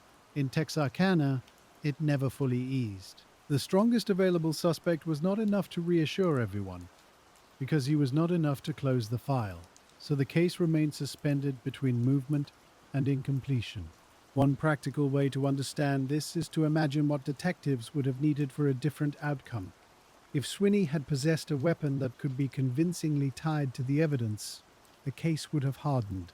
If Walker's statements had been secured in a form more stable and court-usable, the case might have hardened. If a surviving witness could place him with stronger specificity, the case might have hardened. If the documentation across agencies had converged more cleanly, the prosecution theory might have grown stronger. If the crimes had occurred under better lighting, if the scenes had yielded more, if timing had preserved more physical trace, then perhaps the balance would have shifted. But none of those ifs happened in the right combination. And so the file stayed in the realm of probable belief, not provable closure. This is why generations inherited the question rather than the answer. And inheritance changes a case. A first-generation detective lives with urgency. A second-generation reviewer lives with responsibility. A third-generation researcher lives with interpretation. Each generation approaches the same material differently. The first asks, who did this and how do we stop it? The second asks, what did they leave us and can it still be used? The third asks, what is solid, what is rumor, and what have we misunderstood for years? Texarkana moved through all three stages. By the time the case had become a subject of historical and cultural interest, the third stage was everywhere. People wanted to know not just what happened, but why the story had become the story. Why certain details were endlessly repeated. Why Swinney remained the center of suspicion. Why no final declaration ever came. Why the attacks were remembered with such vividness despite so many uncertainties in the record. The answer lies partly in the emotional architecture of unsolved cases. An unsolved case leaves space. People enter that space with memory, theory, fear, loyalty, resentment, imagination, and hope. Over time, those human things settle into the historical account unless they are actively checked. The most valuable later work on Texarkana tried to do that checking, not to erase the humanity of the case, but to keep humanity from becoming distortion. That meant returning to survivor accounts with care, returning to police documents with skepticism and respect at once, returning to newspapers not as final authority, but as evidence of what the town believed at the time. Returning to Swinney not as a villain supplied by later legend, but as a suspect whose importance had to be earned again each time the file reopened. This repeated earning is one of the best signs that a cold case is being handled seriously. No conclusion is exempt from review, not even the most familiar one. In Texarkana, that process often ended in the same place. Swinney still looked stronger than most alternatives. The original officers were not foolish to focus on him. Walker still appeared to have held troubling knowledge.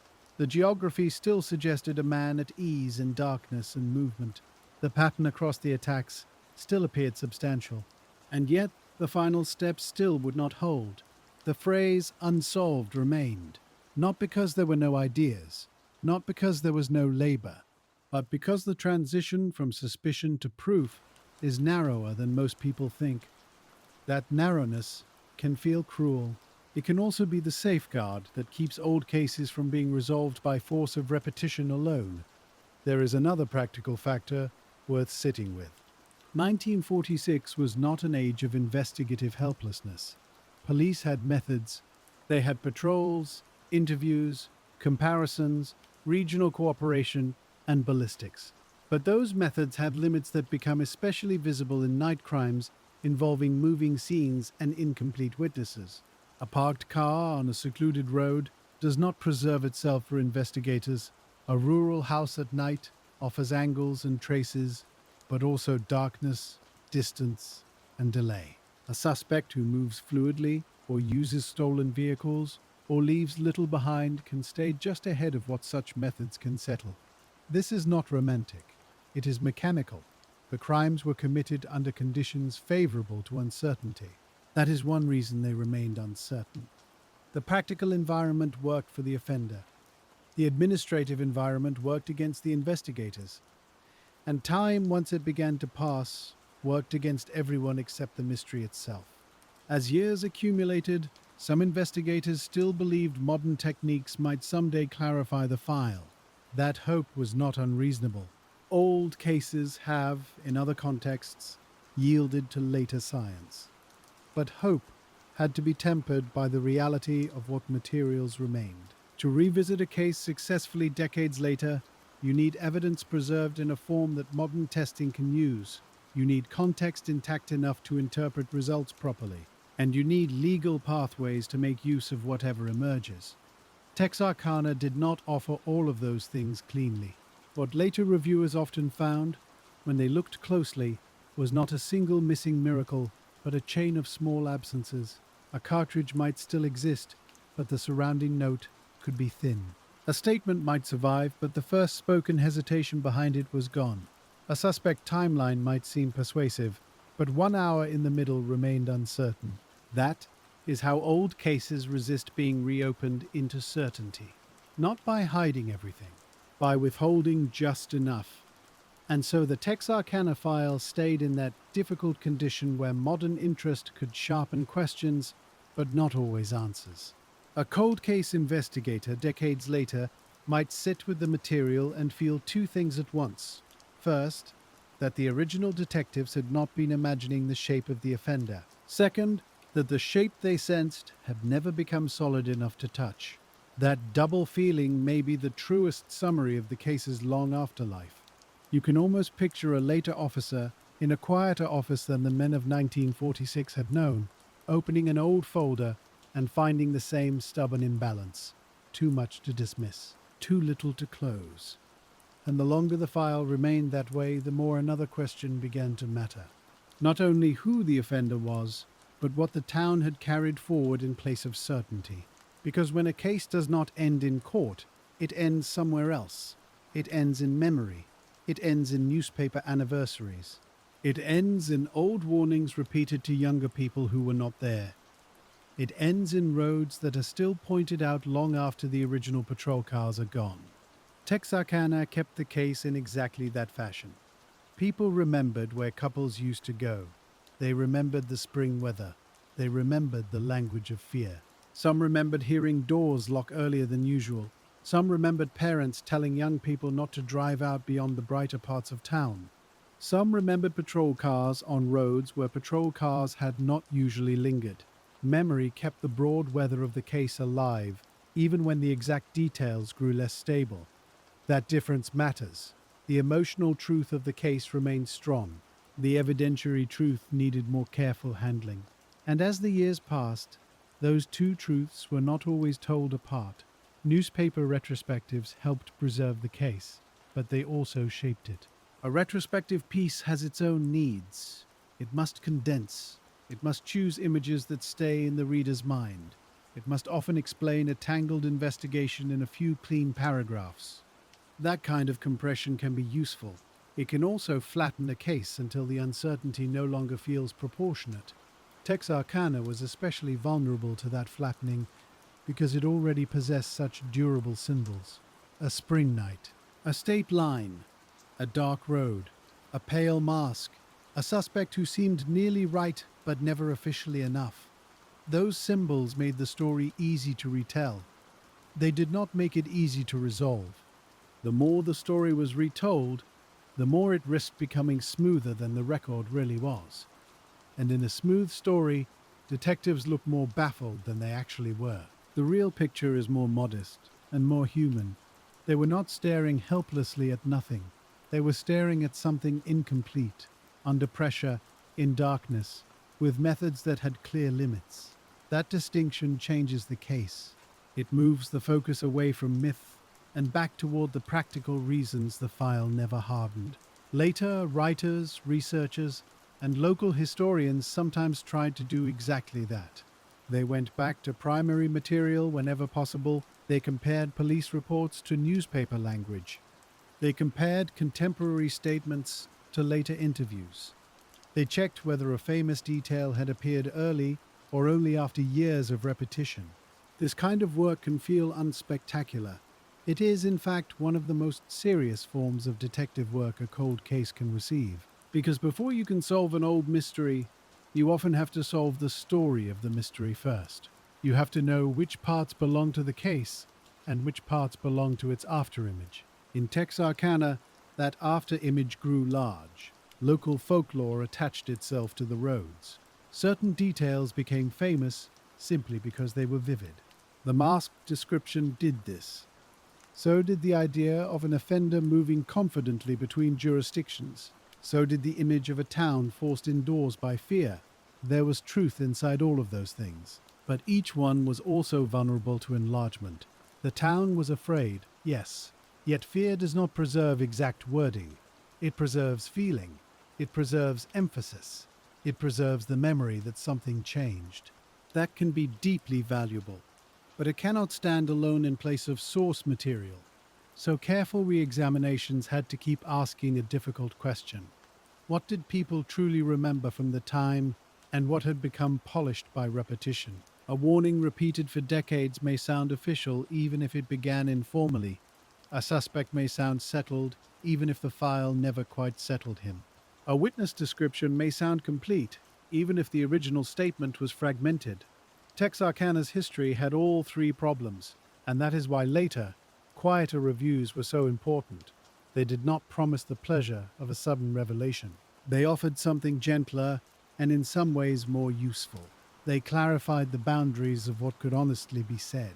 That clarification changed the case's center of gravity.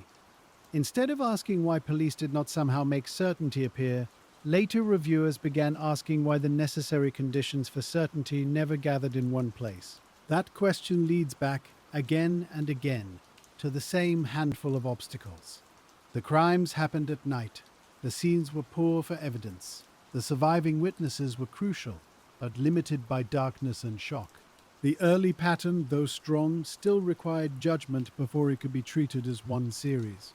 The town's divided geography complicated communication and record-keeping, and the most compelling suspect remained compelling in a way that did not cross fully into proof. Once you arrange those facts together, the case stops looking like a dramatic failure and starts looking like a very old problem. An offender used conditions that favored disappearance. Investigators worked within systems that favored delay and fragmentation.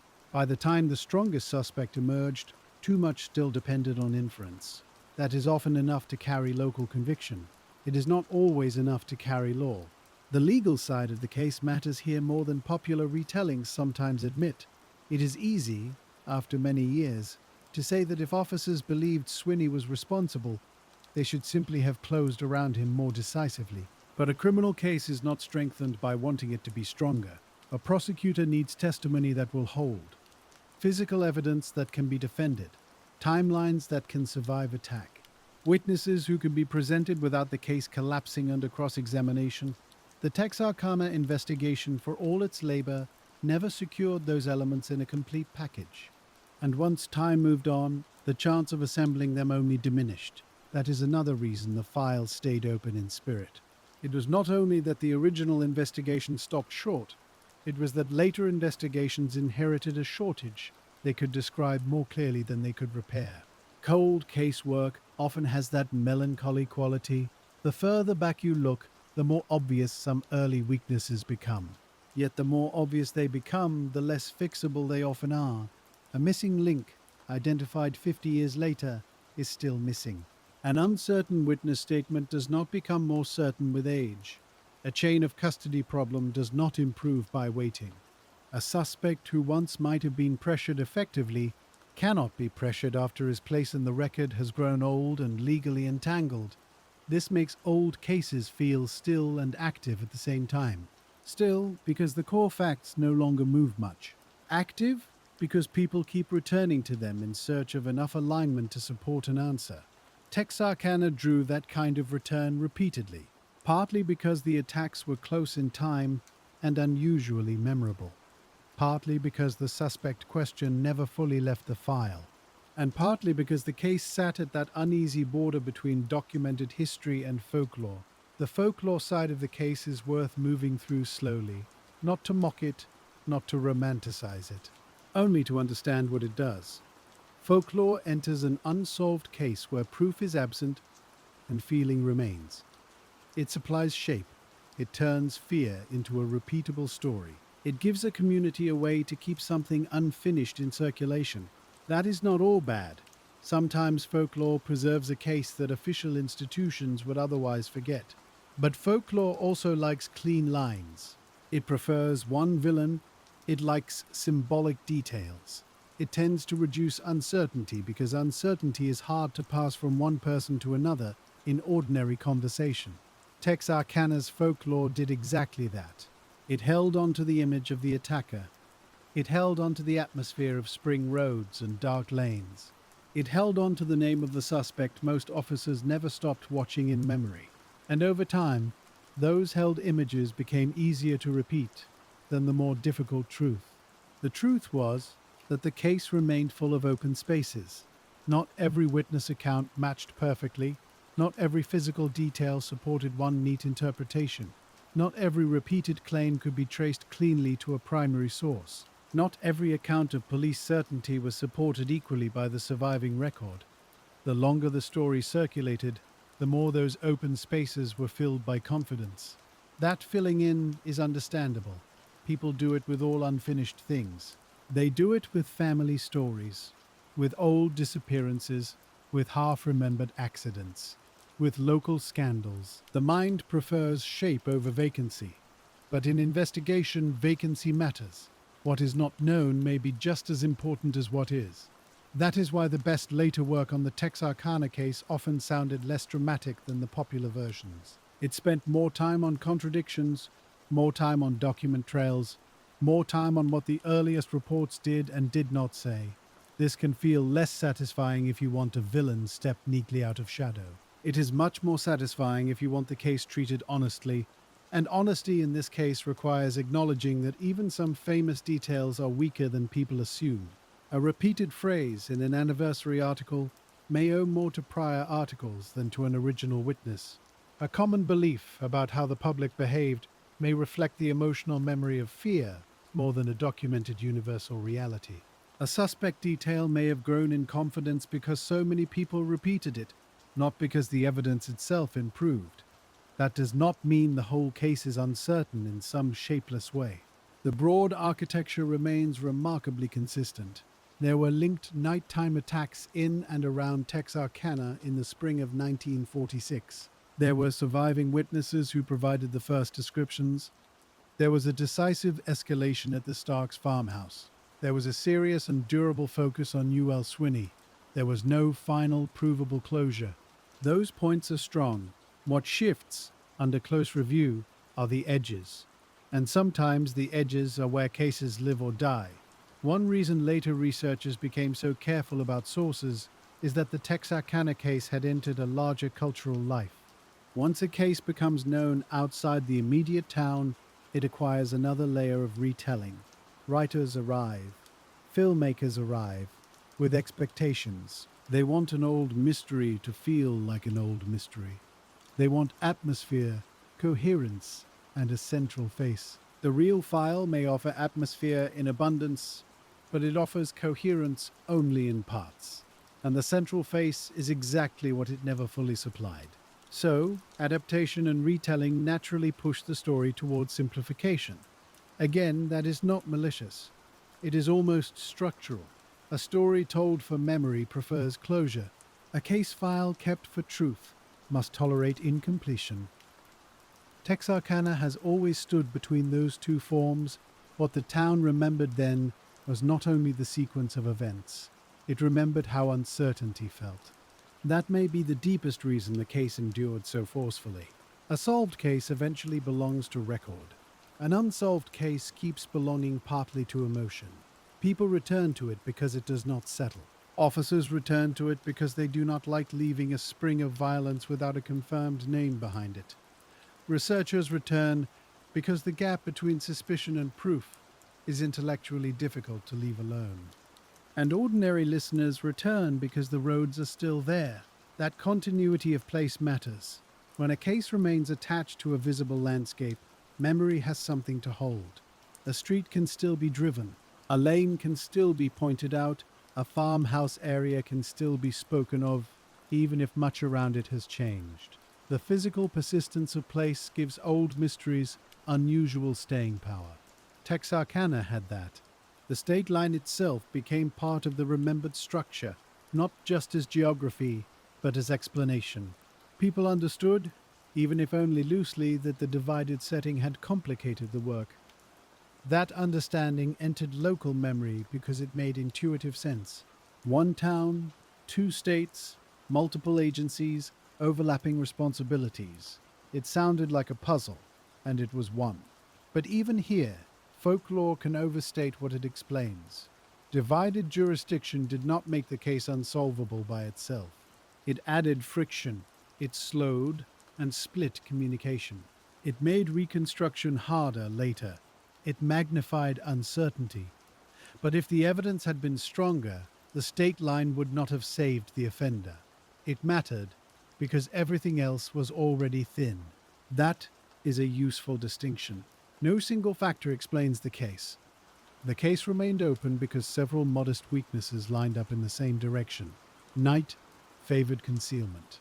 Roadside scenes yielded little. Witnesses gave valuable but partial accounts. The farmhouse attack widened the pattern but complicated it too. The suspect work became serious but not court-proof. The record survived, but unevenly. The state line increased administrative drag, and the years, once they started to pass, only widened those small openings. This cumulative explanation is less theatrical than the legends. It is also more convincing, and once later investigators adopted it, they could begin treating the case less as a puzzle with one hidden key and more as a file whose resistance came from structure. That changed how questions were asked. Instead of, what single clue did police miss, the better question became, where exactly did the evidentiary chain keep failing to tighten? Instead of, why did no one simply catch the suspect, the better question became, which parts of the case remained too soft to support prosecution even when suspicion was high? And instead of, was the town paralyzed by one overwhelming terror, the better question became, how did fear alter reporting, memory, and local storytelling in ways that shaped the file for decades? Those are quieter questions. They're also the ones that respect the work of both the original investigators and the later reviewers. Because the central difficulty of the Texarkana case was never a lack of concern. It was a lack of enough evidence, enough consistency, enough stability, enough convergence, enough to close. By the time that pattern was understood clearly, the case had already passed from living emergency into inherited problem. Inherited problems have their own rhythm. They are revisited in bursts. An anniversary approaches and attention returns.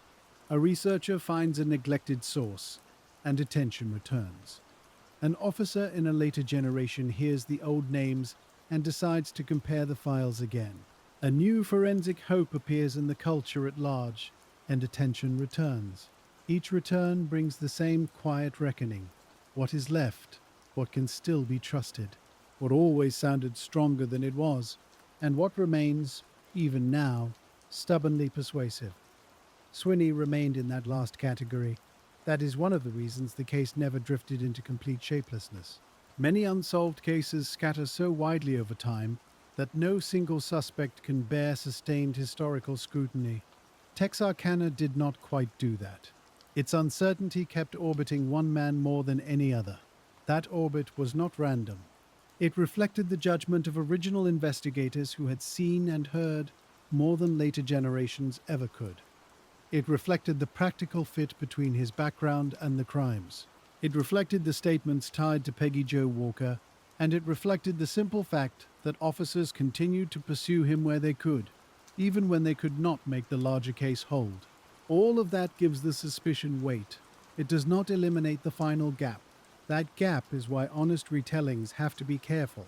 Too little emphasis on Swinney distorts the historical investigation. Too much emphasis distorts the evidentiary reality. The balance is narrow. He appears to have been, for many involved, the best available answer. He never became the formally established answer. That is not a trivial distinction. It is the whole burden of the file. If you sit with that burden long enough, another layer appears. The case teaches restraint as much as determination. It teaches that detectives can work hard, notice the right shape, press the right suspect, and still fall short if the proof does not gather. It teaches that old evidence deserves humility.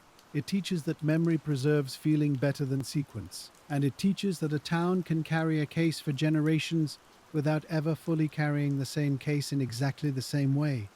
One family remembers fear, another remembers patrols, another remembers hearing Swinney's name long before they understood who he was. Another remembers the newspapers. Another remembers the roads themselves. Together, those memories create a civic afterlife. But a civic afterlife is not an official solution. This distinction becomes more poignant the longer a case remains open, because time softens the possibility of prosecution, but not always the need for explanation. People still want to know what happened. They still want to know whether the strongest suspect was truly the right one. They still want to know whether modern methods could ever say more than the men of 1946 could say. And they still want to know whether the case remained unsolved because of some spectacular mistake, or because a set of ordinary investigative limits aligned too neatly for the offender. The available history points much more toward the second answer. That may be less emotionally satisfying than imagining one missed breakthrough. It is also more respectful to the record. The original detectives did not possess a complete world and failed to see what was in front of them. They possessed a broken world and tried to assemble enough of it to act. Sometimes that effort produced useful alignment, sometimes it produced strong suspicion. What it did not produce was final certainty. Even so, their work mattered. It created the only stable skeleton the case ever had. The witness accounts were preserved because someone took them. The scene details were preserved because someone noted them. The suspect focus endured because someone did the difficult, unspectacular labor of comparing routes, habits, statements, and criminal background. Without that work, later reviewers would have had even less. This is one of the quiet kindnesses in old detective work. Even when a case is not solved, careful work leaves a path for the future. Texarkana had that path, though it narrowed with time. It narrowed because evidence ages, because witnesses die, because rumors grow louder than reports, because later culture often rewards myth more than source checking. And yet the path remained visible enough that serious people kept walking it. They walked it back to the original roadside attacks, back to the Starks farmhouse, back to the divided jurisdictions, back to the suspect interviews, back to Walker's statements, back to the boxes, envelopes, typed pages, and clipped articles that had carried the case forward. What they found, again and again, was the same mix of solidity and softness. A solid overall pattern, soft individual edges, a solid sense that the offender used darkness, distance, and timing intelligently. Soft certainty about exactly who stood behind the mask. A solid basis for long suspicion toward one man, soft legal support for closing the matter on him.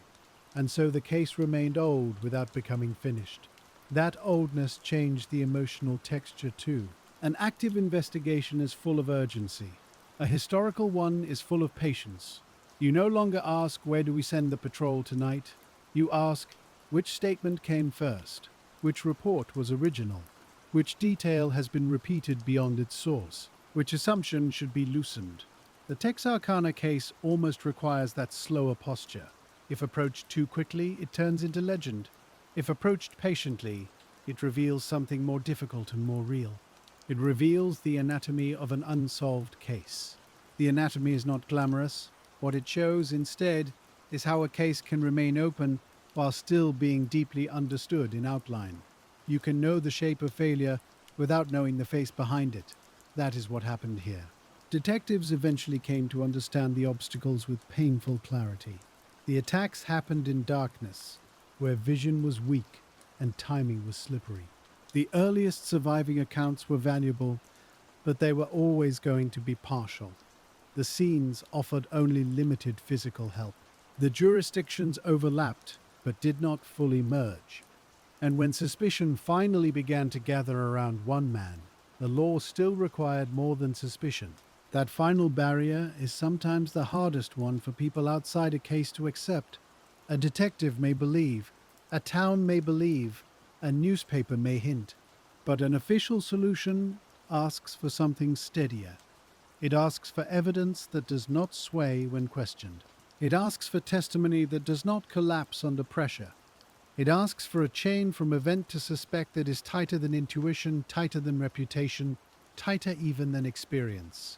In Texarkana, that chain never fully locked. You can trace the whole unsolved ending back through that fact. If the first attacks had produced clearer identifications, the later suspect work might have landed differently. If the farmhouse scene had yielded one unmistakable trace, the pattern might have hardened into proof.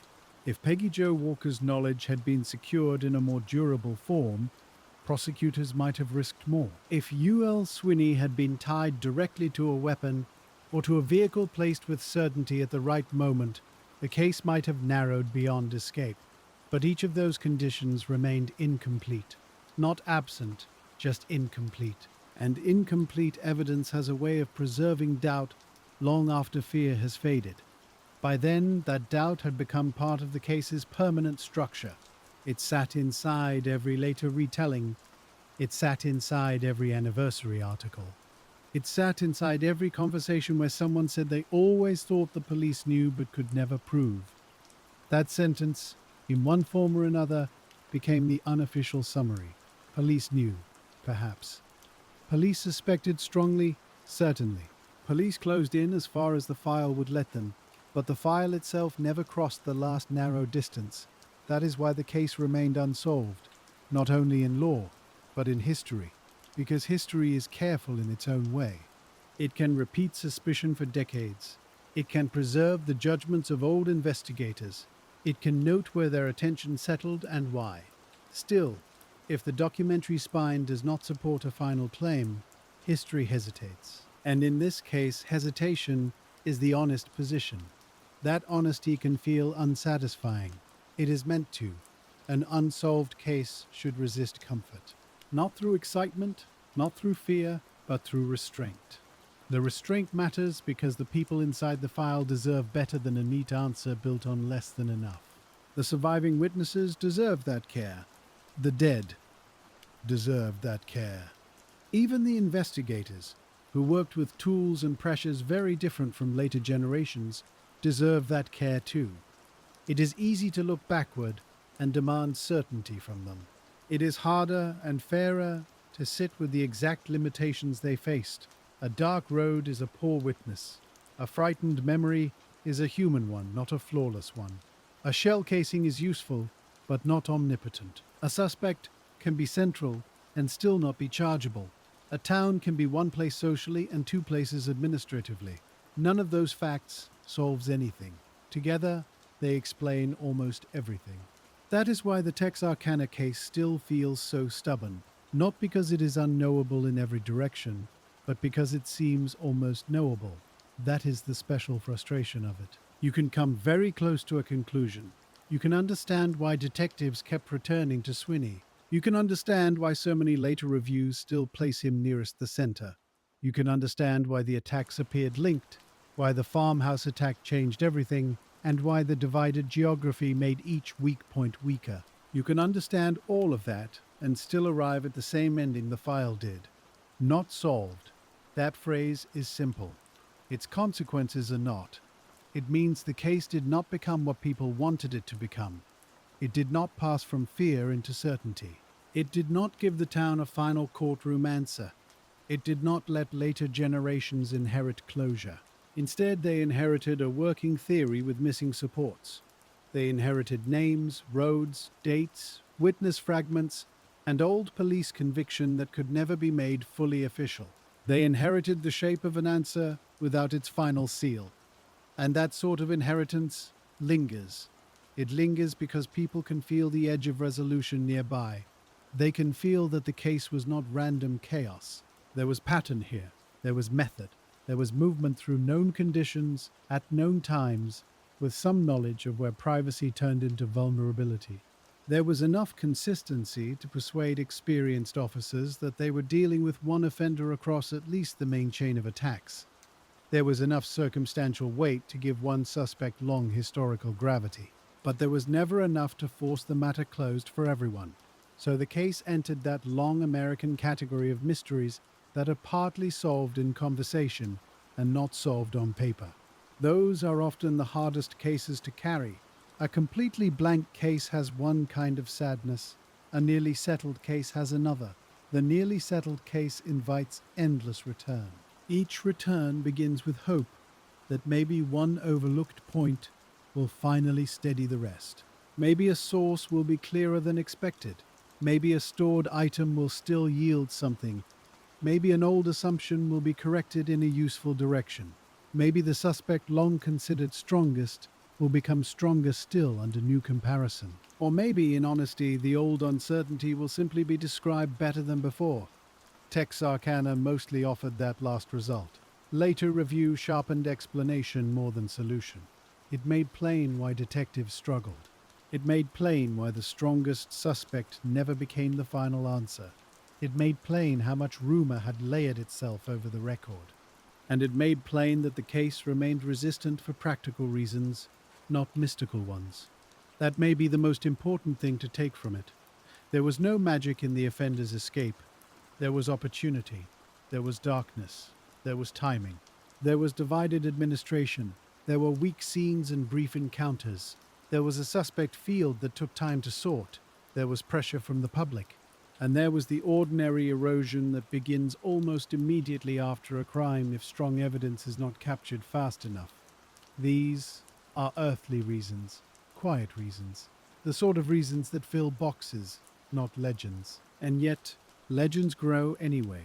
They grow because the roads remain, because the words spring and night and state lines still work on the imagination, because a pale mask is easier to picture than a chain of custody issue, because a feared suspect is easier to remember than an evidentiary threshold, because stories want endings and files often do not provide them. So the work of patient retelling is to bring the case back down to its true scale, not to make it smaller, to make it more exact. At its true scale, the Texarkana case is not a ghost story. It is a study in how violence, fear, and limited evidence can outrun institutions trying hard to catch up. It is also a study in how a town remembers. Memory did not preserve every detail faithfully. It never could. But it preserved the change. It preserved the sense that ordinary habits had been interrupted. That parked cars no longer looked harmless in the same way. That isolated homes no longer felt entirely separate from the danger at the lanes. That patrol cars meant something different on those roads after 1946. That the state line, always present, had become part of the explanation people gave themselves. And memory preserved one more thing. It preserved the idea that detectives had come close. Whether close enough is another matter. But close, yes. Close enough that one suspect's name never disappeared. Close enough that later researchers kept rechecking the same corridors in the file. Close enough that the story never drifted into total uncertainty. There is something almost more haunting in that than in a total mystery. A total mystery gives you nothing to lean on. This case gives you too much to ignore and too little to finish. That is why it lasts. And that is why the question in the title has such a plain answer once you clear away the legend. Detectives could never crack the Texarkana case because every path toward certainty narrowed before it closed. The witness path narrowed in darkness. The forensic path narrowed in sparse evidence. The jurisdictional path narrowed in divided records and communication. The suspect path narrowed in strong suspicion that stopped short of proof. The legal path narrowed in testimony too vulnerable to carry the whole burden. Each route led forward for a time. Each route then thinned. No single collapse destroyed the case. The case survived by accumulating small failures of completion. That is different from a blunder. It is harder to dramatize. It is also much closer to the truth, and because it is closer to the truth, it invites a quieter kind of reflection. You think about the officers comparing notes by phone, by report, by memory. You think about a detective reading one witness statement against another, trying not to ask too much of either. You think about evidence stored with the expectation that maybe someone later would understand it better. You think about cold case reviewers, decades on, opening old folders and finding diligence, effort, and the same unresolved center waiting patiently inside. There is a kind of sadness in that patience, but there is dignity in it too. Not every case yields. Not every earnest investigation reaches an ending. Sometimes the work is simply to preserve the truth as carefully as possible, even when the truth remains incomplete. Texarkana asked for that kind of care. It still does. If you were to stand now on one of those roads after dark, the case would not be visible to you.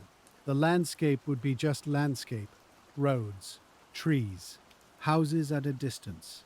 The state line doing what state lines do, quietly, without announcing itself. And yet the file would still exist somewhere, in records, in archives, in remembered names, in the habits of local history, in the old stubborn phrase that one man may have been responsible but was never proved to be. That phrase is unsatisfying. It is also the reason the case can still be discussed honestly. Certainty would end the conversation. Honest uncertainty keeps it disciplined. It forces every retelling to slow down, to ask what came from reports and what came from repetition, to ask what original investigators believed and what they could support, to ask where sympathy belongs, where caution belongs, and where silence must remain. In that way, the case teaches something larger than its own facts. It teaches that detective work is not only the art of finding answers, it is also the art of stopping where the answers fail. That stopping point can look weak from outside. Inside the file, it may be the strongest thing left. Because to claim more than the evidence allows would not solve the case. It would only bury its real shape. And its real shape is worth seeing. A series of spring attacks. A town split by a border and joined by fear. A farmhouse that changed the scale of the threat. A suspect who gathered weight but not finality. Boxes of evidence that held fragments instead of closure. A community memory that kept growing around the open space where certainty should have been. That is the whole long echo of Texarkana. Not a perfect puzzle. Not an impossible one. Just a human one. A file built by people, damaged by time, sustained by care, and never quite completed. In the end, that may be why the case remains so compelling to patient minds. Not because it offers thrills, because it offers limits. And limits tell you a great deal about the world in which detectives worked. They tell you what 1946 could and could not do. They tell you what darkness gives to an offender. They tell you what divided authority costs. They tell you how rumor grows where facts are thin. And they tell you how often old cases remain open, not from neglect, but from insufficiency. Texarkana was full of insufficiency. Insufficient light, insufficient trace, insufficient certainty, insufficient law-ready proof. Those small lacks became one large absence, the absence of an answer that could hold. So the file stayed open in the only way many old files do: open in language, open in memory, open in caution, open enough that each generation could look once more, and then set it down again. There is something very quiet about that final act. A detective closes the folder for the evening. A researcher makes one more note in the margin. A local person tells the story one more time, perhaps a little more carefully than before. Outside, the roads are still there. The town is still divided by the line and joined by everything that crosses it. And the spring of 1946 remains where old cases always remain.